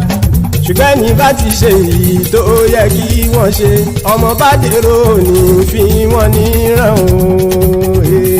Máyégún ti dé. Gbogbo ọ̀jẹ̀lú ẹ̀sùn ràkì. Máyégún ti dé. Gbogbo ọ̀jẹ̀lú ẹ̀sùn ràkì. Ṣùgbọ́n ní bá ti ṣe èyí tó yẹ kí wọ́n ṣe, ọmọ bá dèrò ní fi wọ́n níran. Wọ́n fowó bẹ́ẹ̀ o, Máyégún ó sọ pé wọ́n ò bẹ́ẹ̀. Wọ́n fowó bẹ́ẹ̀, Máyégún ó sọ pé wọ́n ò bẹ́ẹ̀. Oníkanṣá ti ṣe èyí tó yẹ kí wọ́n ṣe, fáwọn ará ìlú tó gbé wọn débẹ̀ o. Máyégún ti dé. Gbogbo ọ̀jẹ̀lú ẹ̀sùn ràkì. Máyégún ti dé. Gbogbo ọ̀jẹ̀lú ẹ̀sùn ràkì. Ṣùgbọ́n ní bá ti ṣe yìí tó yẹ kí wọ́n ṣe, ọmọ bá dẹ́rọ̀ ò ní fi wọ́n níran. Kì máa yí ṣeré, ọ̀rọ̀ yìí kì í ṣẹ̀fẹ̀. Kì máa yí ṣeré, ọ̀rọ̀ yìí kì í ṣẹ̀fẹ̀. Ẹni bá ti lè lẹ́bọ̀ lẹ́rù o, ọmọ bá dèrò kàṣà ìtú wọn síta. Máyégún ti dé. Gbogbo ọ̀jẹ̀lú ẹ̀sùn ràkì. Máyégún ti dé.